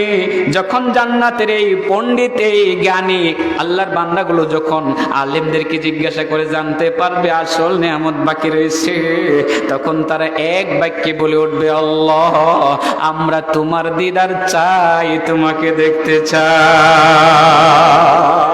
আল্লাহ তিনি পর্দা ফাঁকা করে তিনি স্টেজের মূল চেয়ারের মধ্যে চলে এসে তিনি তার দিদার দিবেন, নিজের কণ্ঠে কোরআন শরীফ তিলাওয়াত করে শোনাবেন। আল্লাহর নূরে জান্নাতি সবাই নূরান্বিত হয়ে যাবে। কি সুন্দর চেহারা! আল্লাহ রাব্বুল আলামিনকে দেখা শেষ হওয়ার পরে জান্নাতের অধিবাসীরা যার যার রুমে যাবে। ওই যে আপনারা বাড়ি বানাইছিলেন, বাড়ি আগে যে বাড়ি বানাই দিয়েছিলাম, বাড়িতে ঢুকবেন, বিল্ডিং এ ঢুকবেন। বিল্ডিং এ ঢোকার পরে আপনার স্ত্রী, আপনার হুররা বলবে কি ব্যাপার, সুন্দর হয়ে গেল কেমনে? আজকে দিয়ে আরো অনেক সুন্দর দেখা যায়, আজকে অনেক সুন্দর দেখা যায়। আপনি বলবেন তুমি বুঝি আমারে সুন্দর দেখতেছো? আমিও তো দেখতেছি তুমি আরো সুন্দর হয়ে গেছো। তার মানে আল্লাহর নূরে বান্দারা নূরান্বিত হয়ে যাবে, বান্দার নূরে জান্নাতের হুরেরা পর্যন্ত নূরান্বিত হয়ে যাবে। সেই জান্নাতের হুর পরিদেরকে চাই কি চায় না? চাই। জান্নাতের বাগান চাই, হ্যাঁ, হুর চাই, আল্লাহর দিদার চাই। তাইলে আল্লাহ বলেন কুল আউনাব্বিউকুম বিখাইরিম মিন যালিকুম। এই যে দুনিয়ার নিয়ামতের কথা, আরামের কথা বলা হয়েছে, এর চেয়ে ভালো নিয়ামত কি দিব? ভালো নিয়ামত তাদেরকেই দিব, লিল্লাযিনা তাকাও, যারা তাকওয়া অর্জন করবে তাদেরকে দিব। আর তারা কারা? যাদের 8টি গুণ আছে। কটি গুণ? কইলেতাম, হ্যাঁ, খুব তাড়াহুড়া করে বলছি, এরপরে তো সময় 10টা বেজেই গেছে। الذين يقولون ربنا إننا آمنا فاغفر لنا ذنوبنا وقنا عذاب النار الصابرين والصادقين والقانتين والمنفقين والمستغفرين بالأسحار। আল্লাহ বলেন যে মুত্তাকিন তারা যাদের 8টি গুণ আছে। প্রথম গুণ, যারা প্রথমেই এই কথা বলে রব্বানা ইন্নানা আমান্না, ওগো আল্লাহ আমরা ঈমান এনেছি। 1 নম্বর ঈমান আনতে হবে। কার উপরে? ঈমান কার উপরে? ঈমান আনতে হবে। ঈমানের ওয়াজ হুজুররা করবো না, ওয়াজ করলাম না। 2 নম্বর বলে ও আল্লাহ ঈমান তো এনেছি, ভুল তো অনেক হয়ে গেছে, ঈমানের চাহিদা পূরণ করতে গিয়ে ভুল হয়ে গেছে, নামাজ পড়তে গিয়ে ভুল করেছি, রোজা রাখতে গিয়ে ভুল করেছি, অন্যান্য ইবাদত করতে গিয়ে ভুল করেছি, ফাগফির লানা, আল্লাহ তুমি মাফ করে দাও। কি করে দাও? সোজা কথা, আল্লাহর কাছে ক্ষমা চাই। এটাকে আমরা ইস্তেগফার বলি। কি বলি? ইস্তেগফার বলি।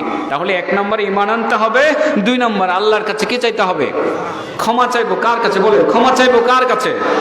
এটার মধ্যে লাভ আসেনি? আল্লাহু আকবার, কি যে লাভ! একটা কথা শুনলে তো ইস্তেগফার ছাড়তেন না আপনারা। বলে ফেলবো, হ্যাঁ? তাইলে একটা অঙ্ক জিগাই, এটা যদি বুঝতে চান অঙ্ক বুঝতে হবে। বর্তমান বিশ্বে কত কোটি মুসলমান আছে? প্রায় 200 কোটি। কত কোটি? 200 কোটি। আদম থেকে নিয়ে মুসলমান যারা ছিল, ইমানদার যারা ছিল, এ পর্যন্ত কত কোটি মানুষ মারা গেছে? হিসাব আছে? ক্যালকুলেটরে ধরবে না। ঠিক কিয়ামত পর্যন্ত কত কোটি মুসলমান আসবে এটা কি আপনারা কেউ জানেন? আমি ধরে নিলাম 50,000 কোটি। কত কোটি?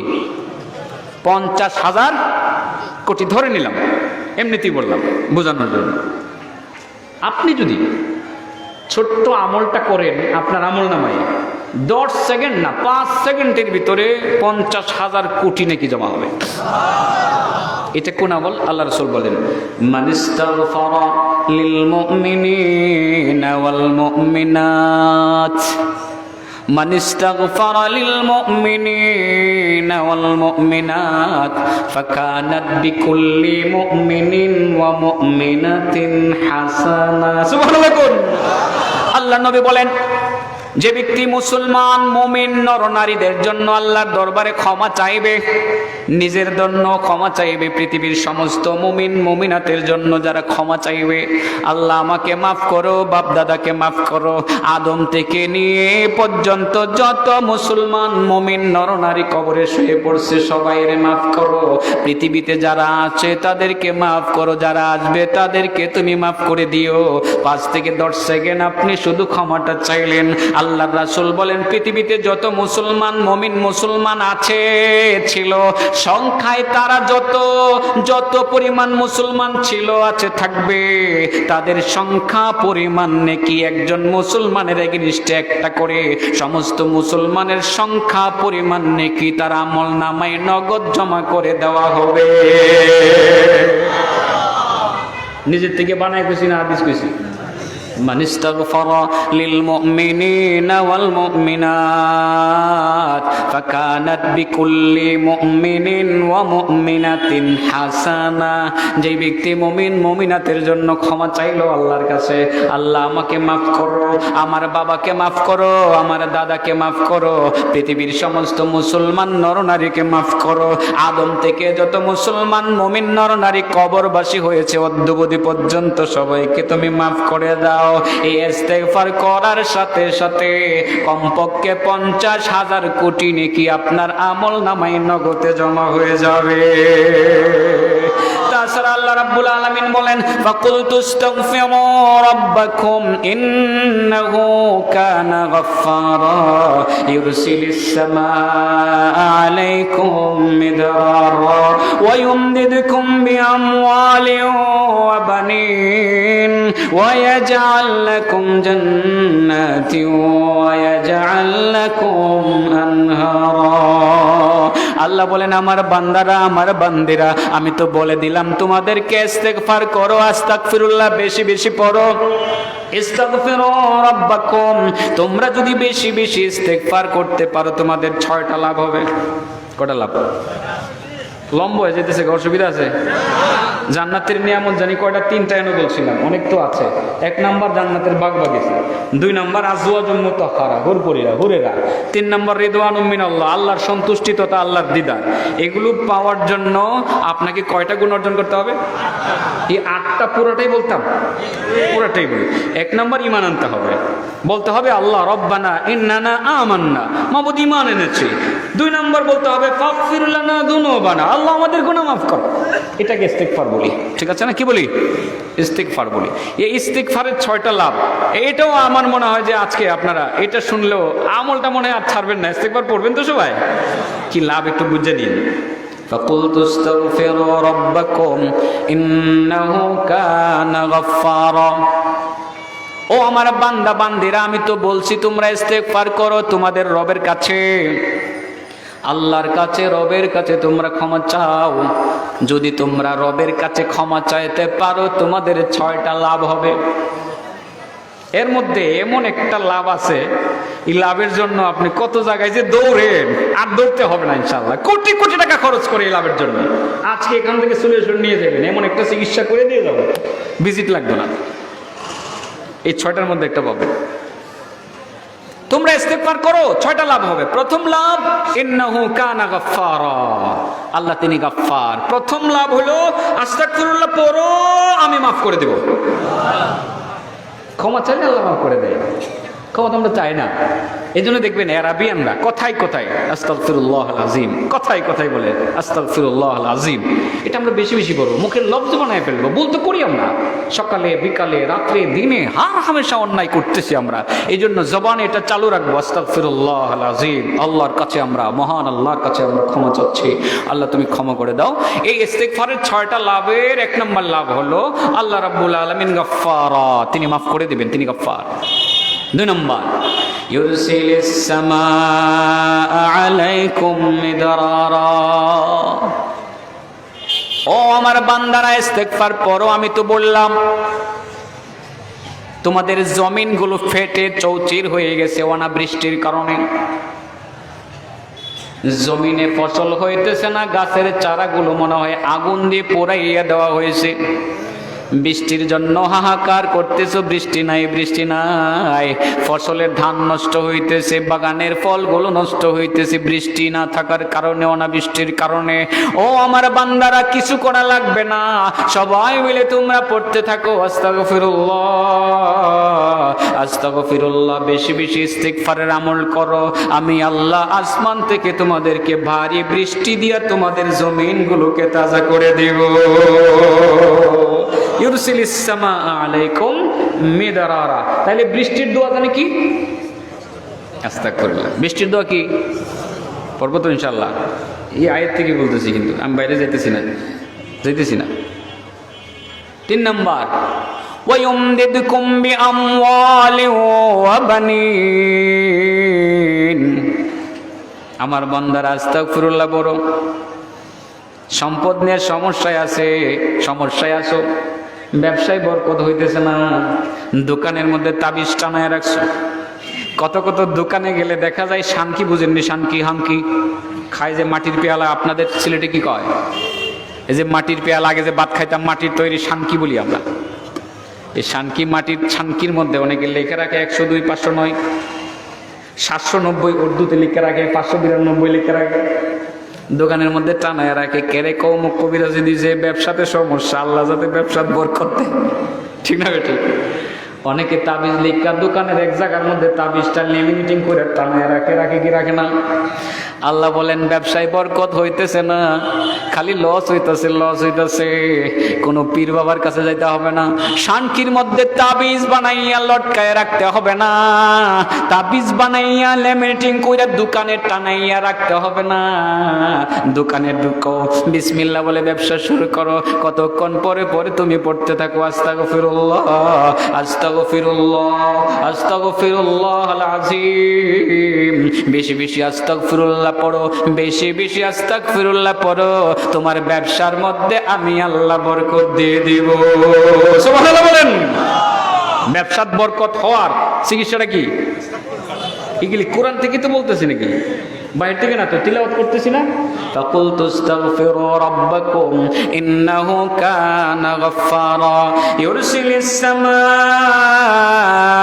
আলাইকুম মিদরারা ওয়া ইউমদিদকুম বিআমওয়ালিন ওয়া বানিন। আল্লাহ বলেন আস্তাগফিরুল্লাহ পড়ো, তোমাদের 6টা লাভ হবে।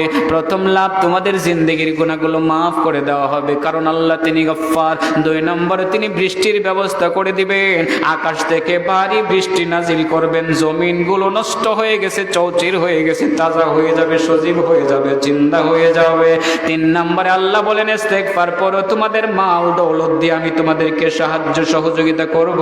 ব্যবসা বাণিজ্যে বরকত হবে, দোকানের ব্যবসায় বরকত হবে, জমিনের ব্যবসায় বরকত হবে, ফলের ব্যবসায় বরকত হবে, ধানের ব্যবসায় বরকত হবে, চাউলের ব্যবসায় বরকত হবে। বেশি বেশি ইস্তেগফার পড়ো, ইস্তেগফার পড়ো ও বানিন। আর 4 নম্বরটা অনেক গুরুত্বপূর্ণ বাবা, এটার জন্য মানুষ যে কত দৌড়াদৌড়ি করে। কেউ যায় খাজা বাবার দরবারে মহিষ নিয়ে, গরু নিয়ে, কেউ যায় খাসি নিয়ে, অনেক কিছু নিয়ে যায়। বাবা গো, আমার 4টা ছেলে আছে, 4টা মেয়ে আছে, একটা ছেলে নাই। বাবা গো, আমার 5টা ছেলে আছে, একটা মেয়ে নাই। বাবা তোমার দরবারে আইছি সব কিছু চাইরা, একটা খাসি আর একটা খাসি, একটা খাসি আর একটা মহিষ নিয়ে আসছি, বাবা একটা ছেলে দাও। আল্লাহ বলেন না না না না না না, সন্তান খাজা বাবা দিতে পারবে না। দুনিয়ার কোনো বাবার ক্ষমতা নাই সন্তান দেওয়ার, দুনিয়ার কোনো বাবার ক্ষমতা নাই ছেলে দেওয়ার, মেয়ে দেওয়ার। আল্লাহ বলেন কিচ্ছু লাগবে না, বাবার দরবারে যেতে হবে না, কারো দরবারে যাওয়া লাগবে না, তোমরা বেশি বেশি ইস্তেগফার পড়ো। আল্লাহ রাব্বুল আলামিন বলেন ওয়া ইউমদিদকুম বিআমওয়ালিন ওয়া বানিন। আল্লাহ বলেন ছেলে দরকার, আমি আল্লাহ তোমাদেরকে ছেলে দিয়ে দেব।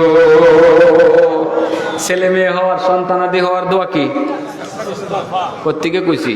কোরআন থেকে। মন থাকবো? হ্যাঁ, আল্লাহু আকবার। এক সাহাবীর কথা 2 রকম পেয়েছি 2 জায়গায়। নবীর কাছে গিয়েছে, উদ্দেশ্য হলো অনেকগুলো মেয়ে, ছেলে নেই। ওনার উদ্দেশ্য হলো যে নবীর কাছে গিয়ে বলবো ইয়া রাসূলুল্লাহ একটু দোয়া করে দেন। দোয়া চাওয়ার জন্য যেতে পারেন, কোনো সমস্যা নেই। তো বাবার কাছে সন্তান আপনি যেতে পারেন, চাইতে পারেন, ঠিক না বেটে? দোয়া চাওয়ার জন্য যেতে পারেন। সাহাবী নিয়ত করে গেলেন যে নবীর কাছে যাবেন, গিয়ে বলবেন যে ইয়া রাসূলুল্লাহ অনেকগুলো মেয়ে হয়েছে, একটা ছেলেও নেই, আপনি যদি দোয়া করতেন, আল্লাহ যদি একটা ছেলে দিত খুশি হইতাম। আসলে তো জীবনের একটা অভাব, কয়েকটা মেয়ে হইলে একটা ছেলে না হইলে মনে হয় যে এটা একটা অভাব, ঠিক আছে না? এটা তো দুনিয়ার সুখ। আল্লাহ বলছেন যুগিনা লিন-নাসি হুব্বুশ শাহওয়াতি মিনান নিসাই ওয়াল বানিন, ঠিক আছে না? দুনিয়ার সুখ না, সন্তান আদি কিন্তু দুনিয়াতে সুখী। মাঝে মধ্যে আমি নিজে সেই সুখটা ফিল করি। বুড়া বয়সে সন্তান পাইছি, আমার প্রায় 14 বছর পরে লেটে 3টা সন্তান হচ্ছে।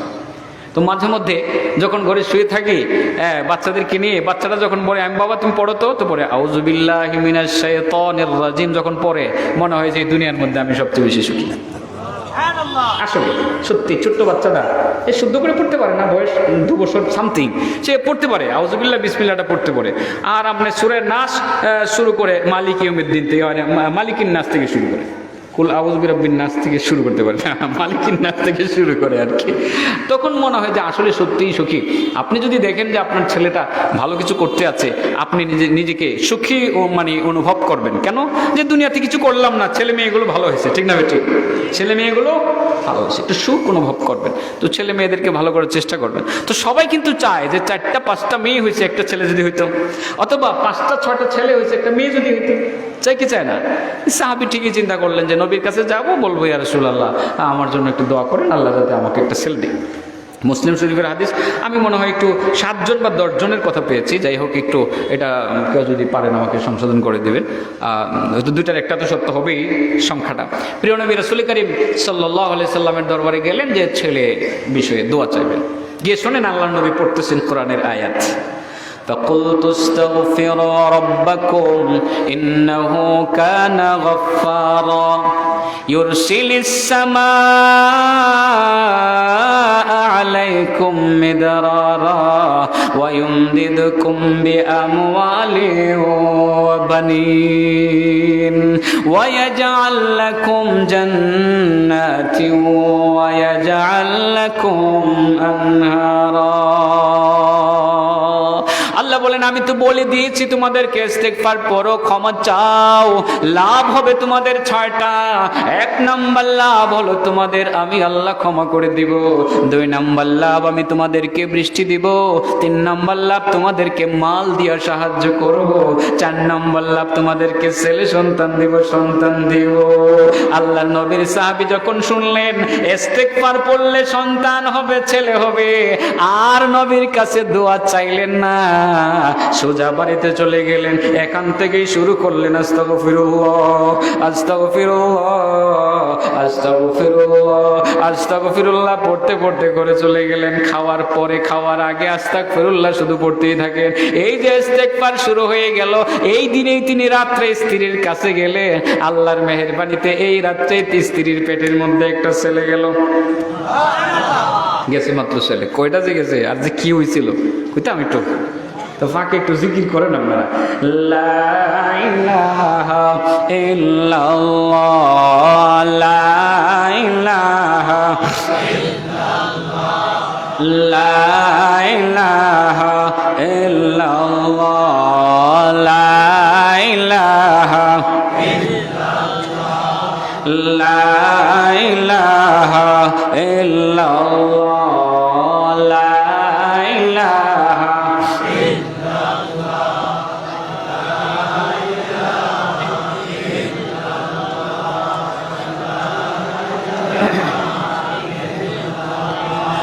লা ইলাহা ইল্লাল্লাহ লা ইলাহা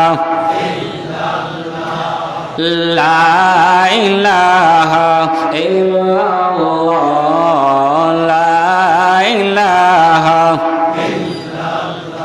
লা ইলাহা ইল্লাল্লাহ মুহাম্মাদুর রাসূলুল্লাহ সাল্লাল্লাহু আলাইহি ওয়াসাল্লাম। জিকির করলাম, একটু গরম পানি ঢুকাইলাম আর কি। গতকাল একটু ঠান্ডা লেগে গেছে, বয়ান থেকে যাওয়ার সময় ভুলে এসি ছেড়ে দিছে গাড়ির। আমার খবর নেই, ফোনে কথা বলতেছি, ঠান্ডা হয়ে গেছে। নামার পরেই দেখি যে নাক দিয়ে পানি পড়তেছে। তো আজকে আসলে কয়েকবার চিন্তা করছি যে এত দূরের জার্নিটা করা ঠিক হবে। আমার সাথে তারা বলতেছে যে সামনে তো মাহফিল করতে হবে, অসুস্থ শরীর নিয়ে কেন যাবেন? পরে হুজুরের চেহারাটা বাড়ছে, আমি বলছি যে দেখো যেতে হবে। কালীশরীর হজরতের রেফারেন্সে আজকের দাওয়াত। মূলত আমার এই ভাই বলছেন যে আমি কালীশরীর হজরতের ভাই বলছি, দাওয়াতটা আমাকে লিখতে হয়েছে। চলে আসছি আসলে একটু ঠান্ডা, এই জন্য একটু চা খাইলাম। এটা দেখতে একটু দৃষ্টিকটু, আসলে কথার ফাঁকে একটু চা খাওয়া এটা আসলে ভালো দেখায় না, কিন্তু বাধ্য হয়ে একটু খাই আর কি। আপনারা কিছু মনে করলেন না তো? তবে আপনাদের কিন্তু এখানে কোনো লস হয় নাই, লস হয় নাই। এটা আমি কালীশরীকে বলছিলাম, এই লাভটা হয়েছে আপনার 500 বৎসরের গুনামাফ হয়ে গেছে। এখানে বলবেন যে এই হুজুর অঙ্কে কাঁচা, এখানে আপনারা প্রশ্ন করবেন যে এই ধারণা করবেন এই হুজুর অঙ্কে কাঁচা। 500 বছর হায়াত তো আমার দাদাও পাইছে না, তো 500 বছরের গুনাই নাই, মাফ হইব কেমনে? ঠিক না বেঠিক? প্রশ্নটা করতে পারেন না? হ্যাঁ, সত্যি 500 বছরের গুনাহ মাফ হয়ে গেছে। বলবো হাদিসটা বলবো? হ্যাঁ, জান্নাতের সুখ চাই কিনা? কটা কাজ করতে হবে? 8। 1 নম্বর ঈমান আনতে হবে, 2 নম্বর ক্ষমা চাইতে হবে, ইস্তিগফার পড়তে হবে। ইস্তিগফারের কয় লাভ? 6 লাভের মধ্যে কয় নম্বরের আলোচনা চলছে? 4 নম্বরের। একজন ইস্তিগফার পড়তেছেন, পেটে মাত্র একটা ছেলে গেছে, দেখা যাক কি হয়। কয়জন ছেলে হবে, তারা কি হবে একটু জানার দরকার আছে না? একটু কৌতূহল আছে না জানার? একটু পড়ে যায় আমাকে মনে করে দিয়েন যে আমি ওই জায়গাতে আছি। ফাঁকি দিয়ে চা খাওয়ার কারণে ওয়াজ একটু বেড়ে গেল। রাসূল বলেন, মান ক্বালা লা ইলাহা ইল্লাল্লাহ গুফিরা লাহু যুনুবু 50 সানা। সুবহানাল্লাহ বলেন। যে ব্যক্তি লা ইলাহা ইল্লাল্লাহ একবার বলবে, তার 50 বছরের জিন্দেগীর সমস্ত সগীরা গুনাহ ধুয়ে মুছে পরিষ্কার হয়ে যাবে। একবার পড়লে যদি 50 বছরের গুনাহ মাফ হয়, তাহলে 10 বার পড়লে কত বছরের গুনাহ মাফ হবে? হ্যাঁ, 500 বছরের।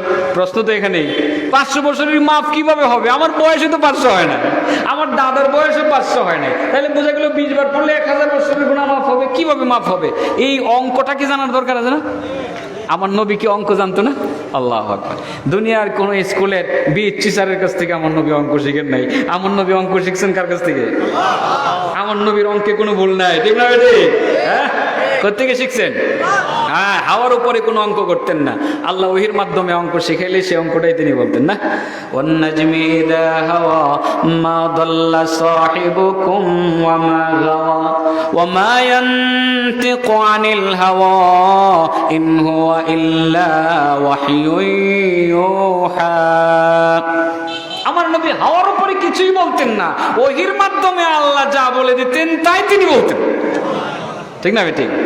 নবী বলেন, মান ক্বালা লা ইলাহা ইল্লাল্লাহ গুফিরা লাহু যুনুবু 50 সানা। কিলা ইয়া রাসূলুল্লাহ মান লাম তাকুন লাহু যুনুবু 50 সানা। আপনি যেমন আমাকে প্রশ্ন করবেন যে হুজুর কি কইলেন, এটা গুনাহ তো 500 বছরের নাই, মাফ হবে কিভাবে? ঠিক সাহাবায়ে কেরাম আমার নবীকে প্রশ্ন করলেন, কিলা ইয়া রাসূলুল্লাহ মান লাম তাকুন লাহু যুনুবু 50 সানা। নবী গো, আপনি যে বললেন একবার পড়লে 50 বছরের গুনাহ মাফ হয়, আপনার বহুত উম্মত এখানেও আছে, কিয়ামত পর্যন্ত অনেক উম্মত আসবে, বয়স 50 হবে না, 30 বছর হবে, 20 বছর হবে, সেও তো লা ইলাহা ইল্লাল্লাহ পড়বে। সে যদি লা ইলাহা ইল্লাল্লাহ পড়বে, বয়স মাত্র 20, গুনাহ শুরু হয় করতে গিয়ে 20 বছরের গুনাহ যদি ধরে নেয়, তাহলে তার মাত্র 20 বছরের গুনাহ মাফ হওয়ার কথা, 50 বছরের গুনাহ আবার মাফ হবে কিভাবে? 10 বার পড়লে 500 বছরের গুনাহ আবার কিভাবে মাফ হবে? আল্লাহর নবী রাসূলকে এই প্রশ্নটা করলেন।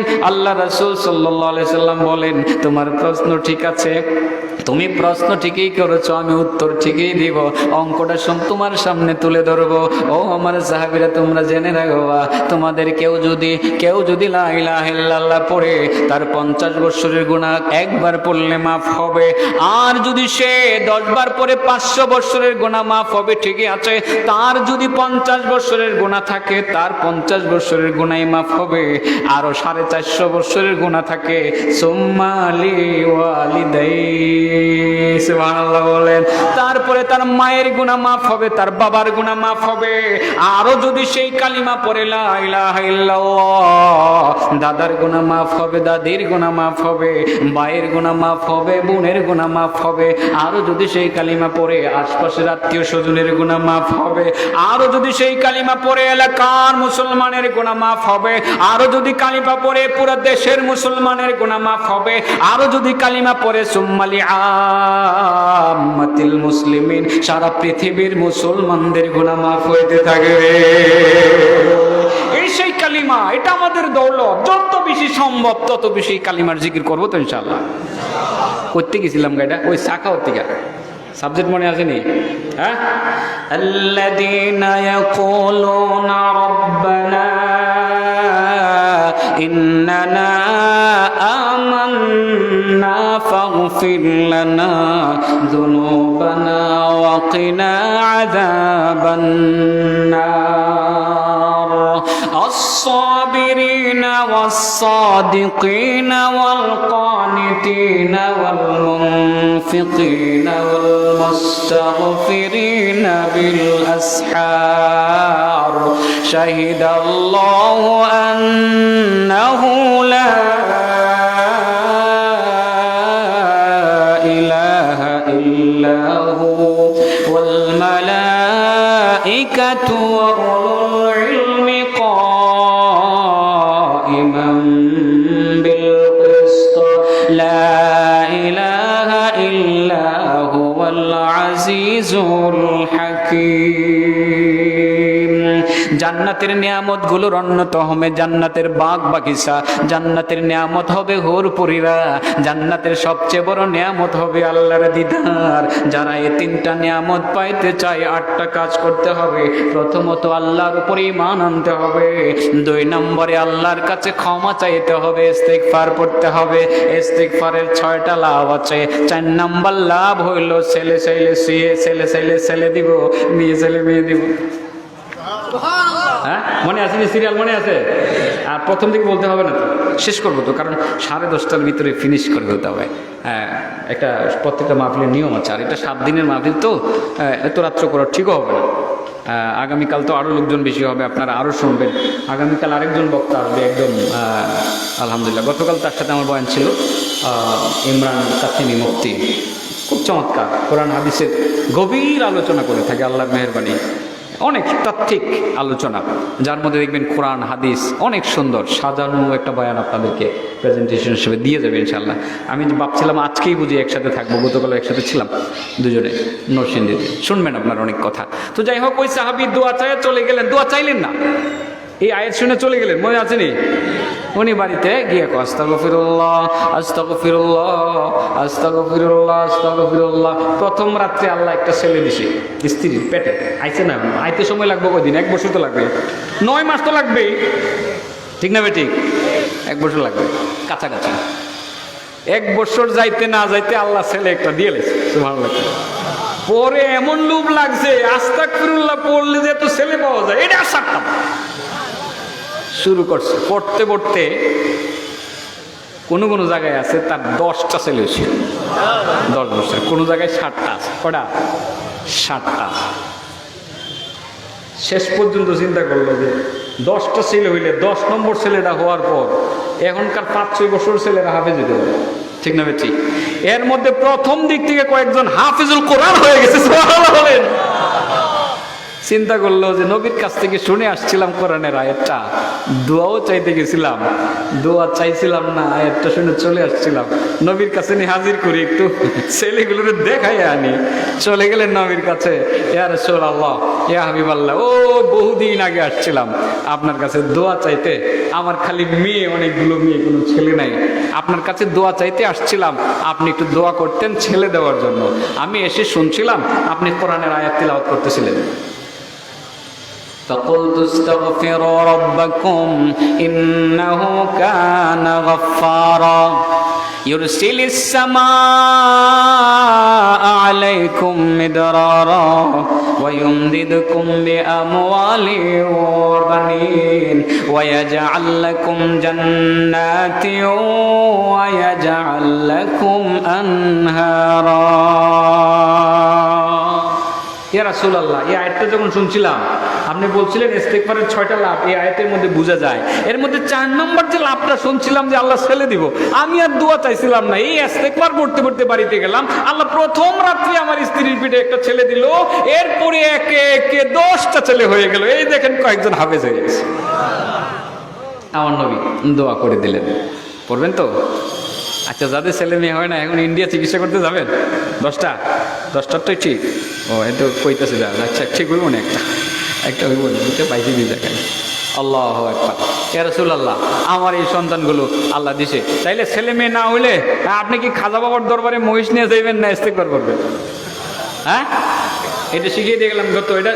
এটা তো ভিজিট দেওয়ার কথা আসলে, এটা তো একটা বড় চিকিৎসা, ভিজিট দেওয়ার কথা। এরা যাই করে, আর বাকি 2টা লাভ শুনতো না নাকি? হ্যাঁ, শুনবেন, বাইরে দাঁড়ায় দাঁড়ায় শুনবো, ওরা বুঝতে পারতেছে আমি আলোচনা শেষ করতেছি। শান্তির ঠিকানা কোথায় কিন্তু এখনো বলি নাই, ভাবছিলাম যে ওইটা গুজগাছ করবো, ওইটা আজকে বলবো না। কটা কাজ করতে হবে? হ্যাঁ, শান্তির ঠিকানা আসলে অনেক কাছে। এই সবকটা হুজুরে দেয়, এই সবকটা হুজুরে দেয়, এটা দিয়ে যাবো, ঠিক আছে। এটা শুট করে 1 মিনিটে দিয়ে চলে যাবো আর কি। এই 8টা গুণ আগে শেষ করি, ঠিক আছে না? 1 নম্বর, তাহলে কি করতে হবে জান্নাতের নিয়ামত পাওয়ার জন্য? ইস্তেগফারের কয়টা লাভ? 6টা লাভ, 4টে বললাম। ওয়াজআল লাকুম জান্নাতি ওয়া ইয়াজআল লাকুম আনহারা। আল্লাহ বলেন বেশি বেশি ইস্তেগফার পড়ো, তোমাদের বাগানগুলো আমি সাজাইয়ে দেব। আম বাগানে আম হবে, জাম বাগানে জাম হবে, কাঁঠাল বাগানে কাঁঠাল হবে, তোমাদের ফসলগুলোতে জমিগুলোতে ফসল হবে, বাগানগুলো সাজাইয়ে দেব। ওয়াজআল লাকুম আনহারা, পানির অভাবে কষ্ট করতেছো, খাল বিলগুলো শুকিয়ে গেছে, পানি নাই পানি নাই পানি নাই, পানির জন্য হাহাকার, তিস্তা চুক্তি হইতেছে না। আল্লাহ বলেন ইস্তেগফার বেশি বেশি পড়ো, তিস্তা তোর চুক্তির দরকার নাই, মমতার লগে দ্বন্দ্ব করার কোন দরবার করার দরকার নাই, বেশি বেশি ইস্তেগফার করো। আমি আল্লাহ তোমাদের নহরগুলোতে পানি ভরপুর করে দেব, তোমাদের খালে বিলে পানি তৈ তৈ করবে, পানির কোনো অভাব হবে না। সুবহানাল্লাহ বলেন। তাহলে পানি পাওয়ার সবচেয়ে বড় যে মাধ্যম সেটা হলো কি? ইস্তেগফার। ইস্তেগফার পড়ব তো আমরা ইনশাআল্লাহ। ইস্তেগফারের আরো অনেক ফজিলত আছে। তাহলে জান্নাতের নিয়ামতগুলো পাওয়ার জন্য ঈমান আনতে হবে, মাঝে মধ্যে ভুল ত্রুটি হয়ে যাবে, আমাদের আল্লাহর দরবারে ক্ষমা চাইব। ওয়াকিনা আযাবান নার। 3 নম্বর বলতে হবে জাহান্নামের আগুন থেকে আল্লাহ মুক্তি দাও। সবসময় জাহান্নাম থেকে পানা চাইতে হবে, পানা আল্লাহ। ওই যে রব্বানা আতিনা ফিদ দুনিয়া হাসানা ওয়া ফিল আখিরাতি হাসানা ওয়াকিনা আযাবান নার। 4 নম্বর আস-সাবিরিন। কি করতে হবে? বিপদে ধৈর্য ধারণ করতে হবে। আর ধৈর্যের কথা বললাম না, সাবিরিন, বিপদ আসলে ধৈর্য ধারণ করতে হবে, অধৈর্য হলে চলবে না। আল্লাহ ধৈর্যশীলদের সাথে আছেন, ঠিক আছে না? ইন্নাল্লাহা মা'আস সাবিরিন। ধৈর্য ধারণ করবেন, হাউকাউ করবেন না। দেখবেন হঠাৎ করে মাহফিলে একটা বাধা চলে আসছে, আপনারা হুমড়ি খাইয়া বাধা দিয়ে মারামারি শুরু করে দিলেন, করবেন না, ধৈর্য ধারণ করবেন। বুঝতে পারছি কথাটা? ধৈর্য, ইসলাম ধৈর্য শিক্ষা দেয়। হাও কাম মানে অনেক সময় দেখবেন তো নানানভাবে মাহফিলে প্রতিবন্ধকতা সৃষ্টি করার জন্য কত কত লোকজন আসতেছে, আপনি এখান থেকে হাউ কাউ করে গন্ডগোল লাগাই দিলে দেখবেন তো আগামী দিনে আর কোনো মাহফিল হইতে দিবে না, শান্তিপূর্ণভাবে মাহফিলগুলো চলবে, ঠিক আছে? বিপদ আসবে, বাধা আসবে, কি করতে হবে বলেন? ধৈর্য ধারণ করতে হবে। আস-সাবিরিন, আল্লাহ ধৈর্যশীলদের সাথে আছে। ওয়াস-সাদিকিন, 4 নম্বরে আল্লাহ রাব্বুল আলামিন সত্যবাদীদের সাথে আছে। কার সাথে আছে বলেন? হ্যাঁ, তাইলে সত্য কথা বলবো না মিথ্যা বলবো? হ্যাঁ, সদা সত্য বলিব, মিথ্যা কখনো বলিব না। আমার নবীর স্পেশাল কয়েকটা গুণের অন্যতম একটি গুণ হলো তিনি সারা জীবন সত্য বলতেন, যেই জন্য আমার নবীকে আল আমিন বলা হতো অনেকগুলো কারণে। তাহলে কয়টা গেল বলেন? 5 নম্বর গেল গা। 6 নম্বর, আপনাকে আল্লাহর হুকুম মাননেওয়ালা হইতে হবে। যে কোনো মুহূর্তে আল্লাহর হুকুম প্রস্তুত, দুনিয়ার হুকুম আছে, আল্লাহর হুকুমও আছে, এই ক্ষেত্রে আল্লাহর হুকুমকে প্রাধান্য দিতে হবে। আল কানিতিন ওয়াল মুনফিকিন। আপনার 7 নম্বর, আল্লাহর রাস্তায় খরচ করতে হবে। মুনফিকিন বুঝলে তো, এগুলোর প্রত্যেকটা দেখা আছে না? দিচ্ছি না, সময় শেষ হয়ে গেছে। ওয়াল মুনফিকিন 7 নম্বর হলো আল্লাহর রাস্তায় খরচ করতে হবে। কোথায় খরচ করবেন বলেন? আল্লাহর রাস্তায়। এতিমখানায় দিবেন, এতিমদেরকে দিবেন, মানুষের কল্যাণে দিবেন, এই দান খরচগুলো করে যাবেন। আর দানের অনেক ফজিলত আছে, অনেক ফজিলত আছে। দান করা মানে জাহান্নামের আগুনে পানি ঢেলে দেওয়া। সুবহানাল্লাহ বলেন। দান করা মানে বলেন জাহান্নামের আগুনে পানি ঢেলে দেওয়া। আল্লাহ রাসূল বলছিলেন তার কোনো একটি স্বপ্ন কোনো এক সাহাবীর কাছে বলছিলেন যে দেখো আমি স্বপ্ন দেখেছি একটি জায়গাতে আগুন আর আগুন আর আগুন, ঠিক আমার একজন উম্মত আগুনের মাঝে দাঁড়ানো আছে, তার শরীরে আগুন লাগে না কিন্তু ডানে বামে গেলে আগুন লাগে। এরই মধ্যে তাকে নিয়ে বড় টেনশন করতে আসলাম, হঠাৎ করে দেখলাম তার সামনের দিকে একটা সাইনবোর্ড এসে দাঁড়াইলো। এই সাইনবোর্ডের মধ্যে লেখা উঠলো, স্ক্রিনে লেখা উঠলো, হাজিহি সাদাকাতুকা ইয়া আব্দুল্লাহ, ও আল্লাহর বান্দা এটা তোমার দান খায়রাতের সাইনবোর্ড। যেই মাত্র তার দান খায়রাতের সাইনবোর্ডটা আগুনের বাগানের সামনে এসে দাঁড়ালো, রাসূল বলেন আমি দেখলাম মুহূর্তের মধ্যে তার সামনের আগুনের বাগানটি ফুলের বাগানে রূপান্তরিত হয়ে। অতএব দান খায়রাত করবো তো সাধ্যমতো, ইনশাআল্লাহ করবো তো করবো। ওয়াল মুস্তাগফিরিনা বিল আসহার, এটা 2 নম্বরটার সাথে মিলে যাবে, কিন্তু স্পেশাল এখানে আসহার বলছে, সেহরির সময়ের কথা বলা হয়েছে। যারা সেহরির সময় আল্লাহর কাছে ক্ষমা চায়, এটা স্পেশাল একটা ইবাদত সেহরির সময়, তার মানে তাহাজ্জুদ। অর্থাৎ যারা তাহাজ্জুদে অভ্যস্ত হবে তারা জান্নাতের এই নিয়ামতগুলো অবশ্যই পাবে। সুবহানাল্লাহ বলেন। ومن الليل فتهجد به نافلة لك عسى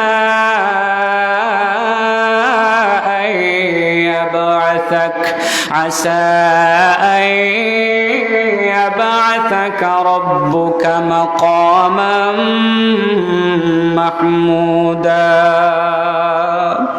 আল্লাহ বলেন ومن الليل فتهجد, রাতের অংশে তাহাজ্জুদ করো। এটা পড়লে আসা আইয়াবা আসাকা রব্বুকা মাকাম মাহমুদা, আল্লাহ তোমাকে মাকামে মাহমুদ দিয়া, দামি জায়গা দিয়া, প্রশংসার মর্যাদা সম্পন্ন জায়গা দিয়া হাসরের মাঠে আল্লাহ তোমাকে উঠাবে। সুবহানাল্লাহ। তাহাজ্জুদের অভ্যাস করবো। তাহলে কয়টা কাজ করতে হবে বলেন?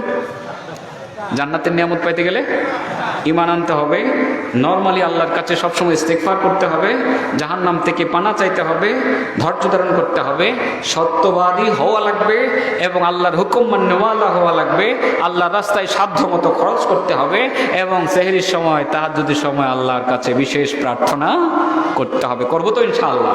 শুরুতে যেটা বলেছিলাম ফিনিশিং দিয়ে 1 মিনিট। দুনিয়াতে শান্তি চাই, রব্বানা আতিনা ফিদ দুনিয়া হাসানা ওয়া ফিল আখিরাতি হাসানা ওয়া কিনা আযাবান নার। দুনিয়ার শান্তি চাওয়া অন্যায় না, তবে দুনিয়ার শান্তির পাইতে গিয়ে আখিরাতের শান্তিকে জলাঞ্জলি দিলে চলবে না। দুনিয়ার শান্তিটা ক্ষণস্থায়ী, আখিরাতের শান্তিটা চিরস্থায়ী। এই শান্তিটাই দরকার। আল্লাহ রাসূল সাল্লাল্লাহু আলাইহি ওয়াসাল্লাম এই শান্তির একটা ঠিকানা দিয়েছেন। রাসূল সাল্লাল্লাহু আলাইহি ওয়াসাল্লাম বলেছেন যে আরবাউম মান কুন্না ফিহি আরবাউন মান উতিয়াহুন্না ফাকাদ উতিয়া খায়রাদ দুনিয়া ওয়াল আখিরা। 4টা জিনিস যাকে দেওয়া হয়েছে দুনিয়া আখিরাতের কল্যাণ তাকে দেওয়া হয়েছে। শান্তির ঠিকানা কোন জায়গায় এবার বকেন? 1 নাম্বার হলো লিসানুন জাকির। এই যে এই জায়গায় ব্রিটেনে নাকি জিব্বায়? হ্যাঁ, বেশি বেশি জিকির রোয়াজ করছি না। এই শান্তির ঠিকানা জিব্বায়, লা ইলাহা ইল্লাল্লাহ, শান্তির ঠিকানা। দেখেন ভালো লাগে বাবা, যত জিকির করবেন খালি মজাই লাগে। লিসানুন জাকির, কলবুন শাকির, শান্তি পাবেন। অন্তরটাকে যদি আপনি ধৈর্য মানে শুকর গুজার অন্তর বানাইতে পারেন, শুকর গুজার, আল্লাহ যা দিছো আলহামদুলিল্লাহ, দেখবেন শান্তির অভাব নাই। 2 নম্বর শান্তির ঠিকানা এখানে। 1 নম্বর মুখে, 2 নম্বর অন্তর। বাদানুন সাবির, 3 নম্বর শান্তির ঠিকানা শরীর। ওই শরীর যে শরীরে ধৈর্য ধারণ করে। আসছে কিনা ওয়াজে? আর সাবিরিন আসছে, মিলতেছে? হ্যাঁ। আর আরেকটা শান্তির ঠিকানা হলো জাওজাতুন মুমিনাতুন সালিহা। শান্তির আরেকটা জায়গা আছে, এটা হইলো আপনার ঘর, নেককার স্ত্রী। যেই ঘরের স্ত্রীটা নেককার, নামাজ পড়ে, তাহাজ্জুদ গুজার, এই ঘরটা জান্নাতের একটা টুকরা। আর যেই ঘরের বউ নামাজ পড়ে না, স্বামীর কথা শুনে না, ঝগড়া লাগিয়ে থাকে, এটা জাহান্নামের একটা টুকরা। তাহলে শান্তির ঠিকানা কয়টা বলেন? 4টা। 1 নম্বরে জিহ্বায়, যে জিহ্বা কি করে? গান গায় না জিকির করে? 2 নম্বর অন্তরে, যে অন্তর শুকরগুজার করে। 3 নম্বর শরীর, যে শরীর ধৈর্য ধারণ করে। 4 নম্বর আপনার ঘর, যেই ঘরের স্ত্রী নেককার, দিনদার, ইমানদার, পরহেজগার। ঠিক না বেঠিক? ব্যাখ্যা আজকাল দেওয়া হলো না। তো আমি যতটুকু বলেছি আমার সাধ্যমতো বলার চেষ্টা করেছি। ভুল ভ্রান্তির জন্য ক্ষমা চাই। আজকে আর কথা লম্বা করতে চাইতেছি না। জান্নাতের এই নিয়ামতগুলোর জন্য আল্লাহ রাব্বুল আলামিন আমাদেরকে বিশেষ করে 8টি গুণ অর্জন করার তৌফিক দান করুক। ওয়া আখিরু দাওয়ানা আলহামদুলিল্লাহি রাব্বিল আলামিন। আমাদের মাদ্রাসা